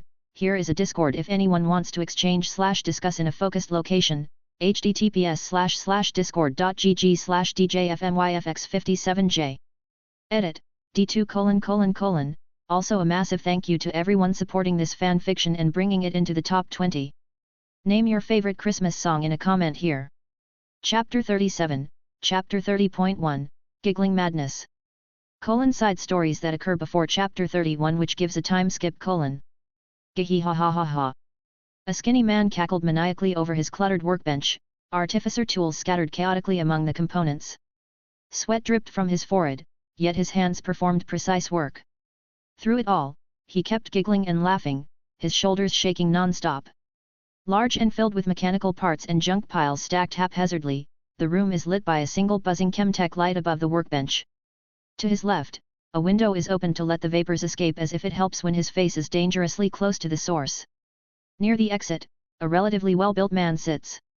He looked ready to bolt, tense and apprehensive as he guarded the door, his gaze darting now and then to the maniacal artificer. Bang bang bang. More maniacal laughing erupted from the lithe fellow as loud banging reverberated through the room. The guard stands, sliding the wooden cover on the spy hole to peer outside. After a moment, he unbolted the door and cautiously opens the door. The man who walks in has both eyes replaced with artificial lenses, dressed like a scavenger, and an arm replaced with a grabbing claw. Without a word, he throws a sack from his shoulder to the already heaped pile of junk, the contents crashing noisily against it. That's the last of this week's trash, the clawed man grumbled, his lensed gaze darting toward the giggling artificer and expression twisting with disdain. Good Geha, the artificer wheezed through wet coughs, his lungs rattling with an infection but still his hands remained steady. I have 3 made already. The artificer glanced back, grinning while asking with an amused tone, you look upset. Did you run into those kids again? Yeah, the scavenger scowled, shaking his head with frustration. Fucking booted that blue-haired brat this time. Sick of her nabbing our shit. The artificer froze, and his maniacal grin disappeared. Slowly, he placed his artificer tools down and turned to face the man, crooked teeth bared in a scowl of anger and nervousness. His hands went up to the side of his head, nails scratching at his temples in between nervous, hitched giggles. No. No, no no. You are stupid. Gihahaha, the artificer's voice pitched higher, cut between with more strange giggles. Why you don't mess with them like that? You don't touch them, you idiot. The hound will come now. The hound. Clink WZZZT. A small rock shot through the window, striking the device the artificer was meticulously working on. Everyone froze, their gazes snapping to the device which began to whir and shake violently. Fu! A large bang cuts off the artificer's shriek, and a brilliant light fills the room. Everyone stumbles and crumbles to the ground, disoriented and unable to get their bearings. Their ears rang mercilessly, the smell of burnt circuitry, and vision distorted. Thuds break through the chaos as feet land, followed by a sharp feminine voice, filled with fury. You fuckers want to kick my sister. Chaos ensued immediately. More feet thudded upon entry against the metallic floor, followed by numerous painful shouts and shrieks. As quickly as it began, it stopped. The artificer was groaning on the ground, clutching his broken nose, and rolling around in place. Blood smeared his face, and his tools were scattered across the ground. The guard slumped against the wall unconscious, blood dripping from his nose. The scavenger, when the chaos settled, fared far worse. He had his augmented arm ripped off and his left leg bent unnaturally at the knee. His face was bloodied, his nose broken, an eye swelling shut, and black and blue bruising from other strikes. Orion stood in the aftermath, having led this little revenge play. He threw the rock and let the others have their time. Orion fixated his attention on the 3 remaining devices, pondering their effects. Flash bangs? Chem flashes? Orion muttered bemused. He grabbed the chem flashes and examined their exteriors closely. The design was crude, featuring a priming switch and a button, likely triggering a timer before detonation.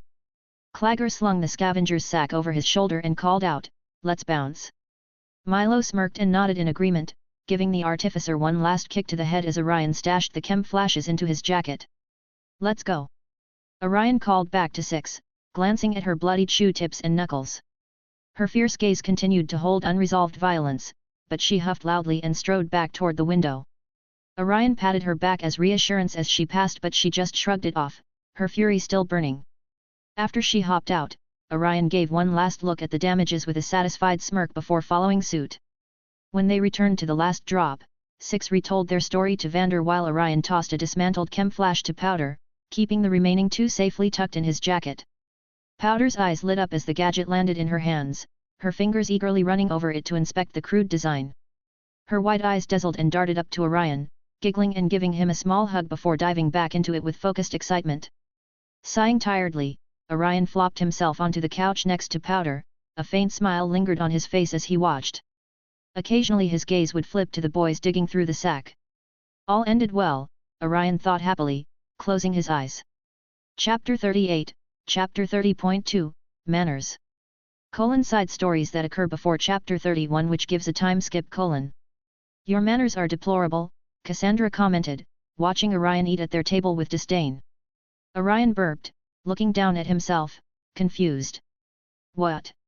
Caitlin giggled, glancing sideways at Orion. Cassandra's eyes narrowed at her before she smirked. This is a good opportunity, Caitlin, to educate a guest. What? Me? He's not doing anything that wrong. Caitlin exclaimed incredulously. Her eyes went wide, darting between her mother and Orion, her gaze scanning him and furrowing her brows. Disapproval flashed across Cassandra's face as she wiped her lips with a napkin. Really? Perhaps you need a refresher on table etiquette. Ugh. A disgruntled noise emitted from Caitlin and she received another hard stare from Cassandra before she turned abruptly to Orion. Rather than telling him, she reached for his hands, quickly swapping the fork and knife. Now his left hand held the fork, and his right held the knife. Blasphemy! Orion exclaimed, staring with disgusted shock at his hands as if they had become mutated abominations. Before he could protest further, Orion's elbows were pushed off the table, followed by his shoulders being pushed back, forcibly straightening his posture. Orion glared at Caitlin, his eyes narrowing in defiance, and she avoided his gaze, clearly displeased with the task. Cassandra, however, looked very displeased, clinking her teacup on the saucer before speaking with a raised voice. Caitlin! That is not how a lady behaves. Caitlin shot a defiant glare at her mother, her hand and voice rising in protest and frustration. Does it matter? It's not like he will attend our family's occasions. Orion tilted his head at her tone. It didn't carry the sharpness of an insult, but more of a disgruntled complaint. Cassandra returned Caitlin's glare, her expression unyielding, and her voice firm. He is a training partner, Caitlin. That is all. But if that were to change, if I were to permit him to become more involved with our family, his manners are currently no better than those of a pig. Wincing at the remark, Orion felt it cut deeper than expected. His anger started to bubble after that, laying down his knife and fork. I didn't know Kiraman manners included openly insulting guests, Orion said slowly through gritted teeth, his voice tight with restraint. He tried not to express his anger too openly. This was still the Kiraman house, and what he had was a luxurious privilege. Cassandra pursed her lips as her gaze shifted and bore into Orion. Respect is earned, not given freely. Standing up, the chair scrapped angrily behind her as she continued with disdain. A guest is expected to meet certain standards of the house that provides for them. If you find that insulting, then perhaps you should consider why. We've known him for over 3 months. Why are you being so harsh? Caitlin stood abruptly in equal defiance and protest, her voice raised dangerously high. Precisely that, Caitlin, Cassandra responded, her tone steady and composed. 3 months. In all that time, he hasn't once observed the table and adjusted himself appropriately. I didn't think those manners were required for a casual meal, Orion interjected dryly, sarcasm laced in his words. Guests come from many different places, after all. Are you going to scorn? 3 months, Orion. Cassandra cut off his sarcastic remark with a cool and dry tone. The longer this continues, the less you are considered a guest. And it is being corrected now. She added at the end, her eyes flicking to Caitlin, noting she was about to protest. Don't. A single word carrying heavy weight, and sharp enough to shut Caitlin's mouth. I've tolerated much, Caitlin. Even now. Cassandra said, her voice cold and stern as her gaze pierced Caitlin, who shifted uncomfortably, hands unconsciously folding behind her as her posture straightened. A tense silence settled over the room. Caitlin's eyes were nervously darting around, and Orion noticed her hands fiddling nervously behind her. Her nervous tick, Orion noted internally. Cassandra, however, maintained her no-more-nonsense stare with tightly pursed lips, her gaze flickering between them. Perhaps, Tobias Kiraman, Caitlin's father, interjected, his voice calm and measured. He had been there silently enjoying his food, but now his gaze meets Cassandra's. We have failed too. We've allowed this to continue for too long under our knowing watch. Cassandra's gaze flicked to Tobias briefly before dropping downward with clear hesitation and deep thought. Reluctantly, she sighed and returned her focus to Orion. You're right, Cassandra admitted reluctantly, though the words were directed at Tobias. Her voice was firm as she continued, starting today, and every time you visit in the future, you will be taught basic etiquette. Should you fail to meet these standards or feel insulted, you are free not to return. What the actual fuck? Orion thought, utterly bewildered. He struggled to keep his reaction in check with a neutral, understanding nod, but couldn't stop a few involuntary twitches. It appears Caitlin wants to have a word, Cassandra said curtly, her sharp gaze observing Caitlin's growing discontent and upset. If you would leave us for a moment. Orion nodded, not wanting to stay in the room anymore himself. As he stood, his eyes flicked down and caught sight of Caitlin's clenched fists. It's an emotional roller coaster with her hands, Orion noted internally, slightly amused but still eager to leave. As he reached the door, the argument had already begun. Why do you click? The door shut, cutting Caitlin's words into muffled, aggressive murmurs. Sighing, Orion walked back toward his room, muttering under his breath. Family drama. Don't miss it in the slightest. Chapter 39, Chapter 30.3, Magic Experimentation. Orion breathed in slowly, his eyes closed as he sat at his family's old dinner table in Emberflit Alley. Everything had been going well. He'd been running jobs for C and Silco while assisting Caitlin and Vander. Over 5 months, he had saved up 6 silvers, which was pretty damned good for someone of his status. Monetary concerns were no longer on his mind, so he continued to breathe in and out slowly, focusing on his mana. When Orion first began using magic, he visualized magic as countless rivers flowing harmoniously in a single direction, bundled together like a rope of thin threads. Unable to discern the types of magic, he would pluck one at random, experiencing varying results depending on how he used it. This inconsistency persisted until he finally discovered that each thread, or river, of magic, possessed unique traits. Some were grey and formless, the most versatile but weakest, while others held darker or more brilliant colors. Some emitted violent, aggressive energies while others radiated more gentle, warm energies. These differentiations became clearer the longer he used magic, whereas before they had all blended together without individual identity. Orion exhaled, his focus narrowing on two threads that he had begun to master. One was a deep blue with subtle undertones of red, like blood swirling in water, shimmering and trembling with untapped potential. The other shared the same arcane blue as rune magic, but it radiated a calm, protective sheen. He chose to start with the safer-looking magic, imbued with protective qualities. As he channeled it, Orion discovered magic, regardless of the type, flowed more easily through his blood vessels. This was a double-edged sword, however, as losing control often brought intense pain, sudden bursts of blood, or dark discoloration of his skin injuries he would have to mend hastily with healing magic. Still, on some instinctive level, Orion understood that even in its chaotic nature, this magic was fortifying his body. To test it, he started punching the metallic wall. At first, his strikes were light due to his nervousness, but by the end, Orion was striking with full force yet not feeling pain, nor was there bruising or damage to his body. His offensive power, however, showed no noticeable improvement. Another feature he discovered with this thread was the ability to channel it beyond his body in close proximity. With focus, Orion shaped the energy into a shield, a shimmering, archaic barrier of blue-hued mana. From an outside perspective, it looked like waves crashing and bending around an unyielding rock, with that being Orion himself, hands outstretched as he channeled it. Cutting the channel, Orion expelled the remaining mana out of his body before turning his attention to the more unstable thread. His instincts, sharpened after so long studying these two threads, told him this one served the opposite purpose. Opening his eyes, Orion glanced at the same section of metallic wall where he'd first tested this volatile magic. There was a clear dent where his fist struck, marking a significant increase in his offensive power. Yet, despite his efforts, and after testing it elsewhere, he couldn't amplify it further without his body protesting under the strain. Issues with these magics plagued Orion. It takes too long to drain one mana thread and switch to the other, Orion mused internally. I can't maintain offensive and defensive traits at the same time. The thought of channeling both threads simultaneously had crossed his mind more than once, but Orion's instincts warned him against it. Orion stood up, reducing the channel to a faint drizzle as he approached the dented wall. Nervous, his instincts screamed at him to stop, but he chose to ignore it.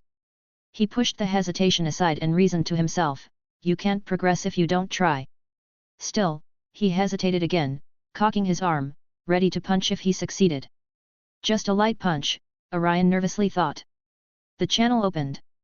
The protective, archaic blue defensive thread flowed into his body, intertwining with the reddish-hued dark blue offensive thread. He could see it, he could feel it, the two threads twisting and winding through his veins like coiling serpents, straining his body. Everything felt tense, and he was able to control it initially. ZZZT. When Orion started to direct the offensive magic to his fist, independent of the defensive magic he tried to keep circulating internally, a sharp pain erupted from his arm. Deep blue, tinged with a sickly mix of red, purple, and black, jutted out violently, spraying blood across the floor. AAA. Orion screamed in intense pain. Trying not to panic, he felt more violent surges sparking inside of him, causing him to cough up blood. It splattered the wall, not as normal red, but tinged with purple and black goop. Together. Orion screamed mentally, forcing the defensive thread to catch up and reintertwine with the offensive one before pushing it out through his fist. Such a small amount of mana, yet it caused tremendous pain and agony the entire way. ZZZZZT.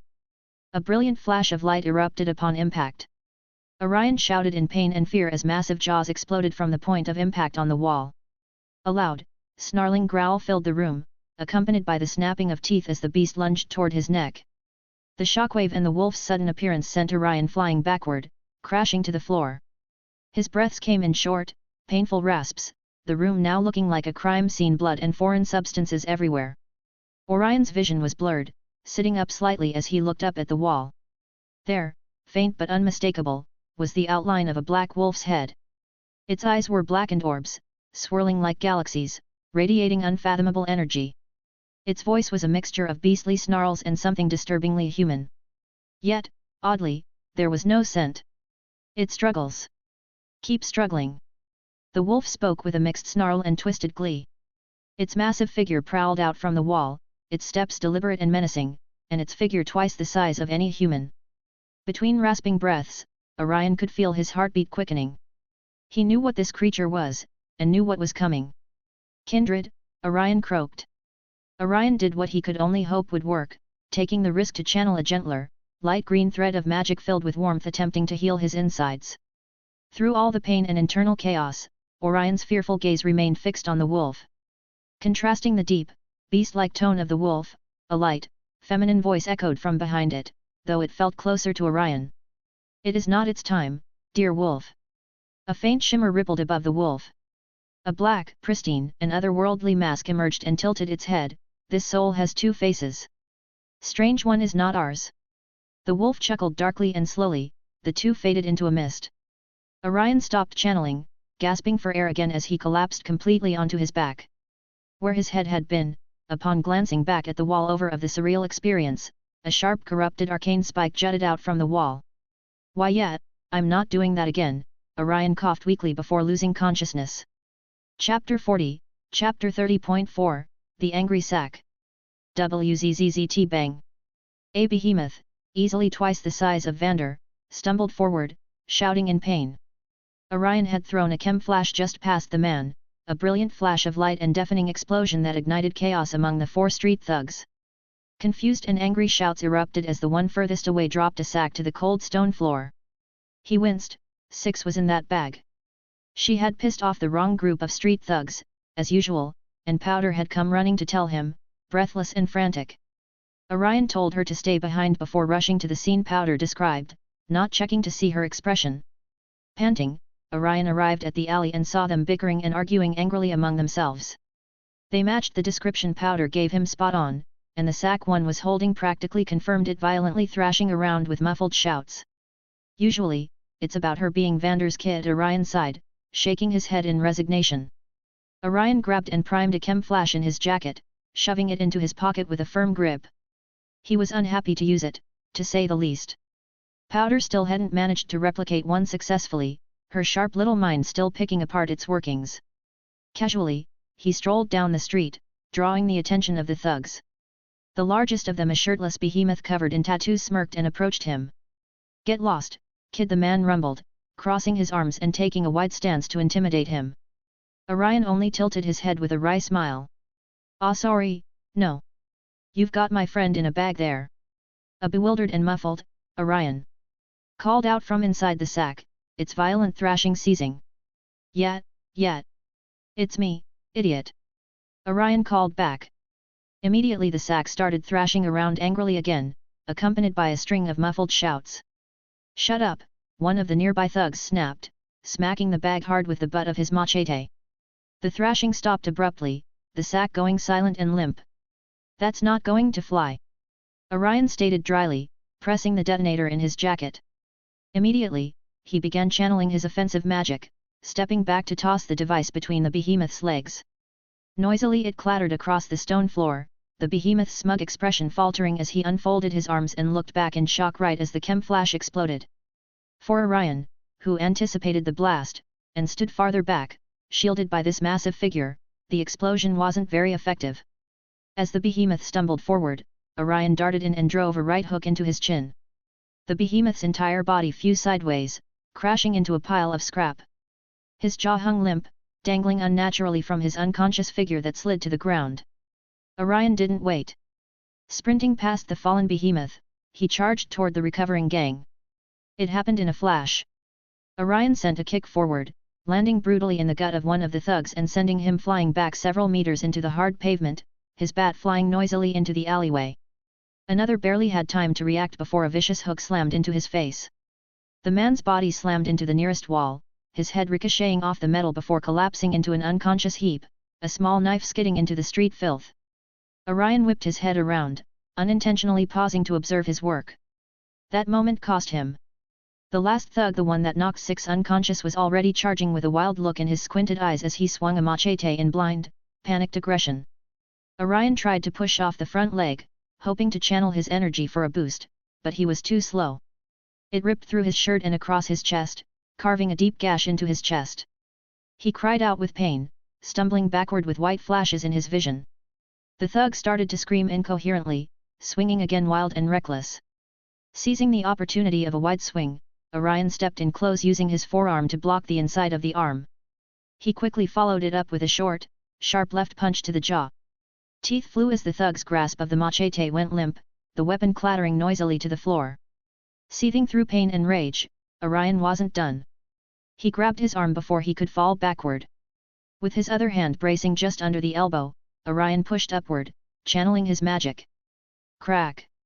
A bone-snapping sound echoed through the alley before Orion let go, the thug already unconscious before he hit the ground. Hissing in pain, Orion staggered backward while looking down at his wound, carefully trying to expel the remainder of the wild, offensive magic still whirling chaotically inside him. Orion blinked, his head whipping around in every direction, not wanting to make the same mistake twice before sighing with relief, his tension fading. "You're a handful," he scowled, glaring at the motionless sack before sitting beside it. The after effects of using the combat magic were already catching up to him, his muscles burning and energy spent. Still, he breathed out, making one last precautionary sweep of his surroundings before moving a hand to his aching chest. Compared to previous times where the healing magic glowed with the radiant light blue of Arcane, it now shimmered a soft, gentle green as it delivered a similar effect. His skin still looked stretched, like curtains forcibly pulled shut, and he was dying of hunger, but it was more efficient and faster. Food. His thoughts trailed off, glancing glumly at the ground. Hungry, tired, sore. "I caught you!" An excited screech rang out from above. Orion's head snapped up, dumbfounded as he spotted Powder perched on one of the industrial pipes. She was smiling from ear to ear and giggling maniacally as if she pulled off the heist of the century. "I caught you!" she shrieked again, scrambling down the pipes with wild energy and the nimbleness of a cat. "No, you didn't," Orion retorted flatly. "Yes, I did." Powder shot back, pointing triumphantly at his chest. "You're the night light." "What was that?" Orion froze, his expression still stunned and unable to find words. Nightly, Powder smirked, a knowing look that she won plastered on her face.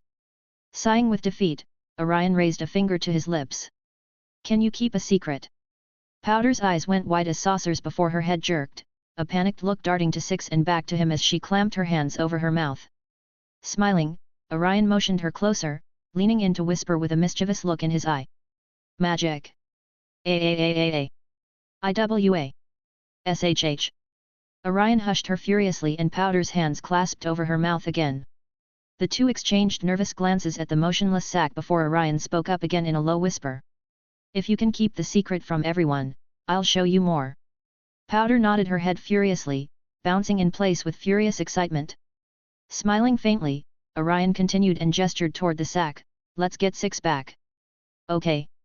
Powder giggled, still bouncing like a rabbit as she waited eagerly. Orion opened the sack carefully to check on Six. She was bleeding lightly from her forehead and still unconscious. Beckoning Powder over, who hopped like a rabbit, he channeled his healing magic again. A soft green glow enveloped Six's wound, sealing it shut. Powder's eyes went wide with awe, snapping out of it only when Orion's voice broke her trance. "A secret, remember?" "Not even Six?" Powder asked, pouting slightly. "Nope. Just you," Orion said firmly. "Six's a loud mouth when she gets going, and you know what'll happen if more people find out about me, right?" Powder paused, excitement fading into a frown as she looked down, a slight slump in her shoulders. "Oh."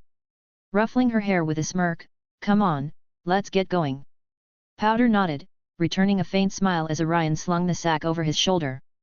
"At least it's not an angry sack anymore," Powder giggled, skipping beside him as they made their way back to the last drop. Thanks for listening.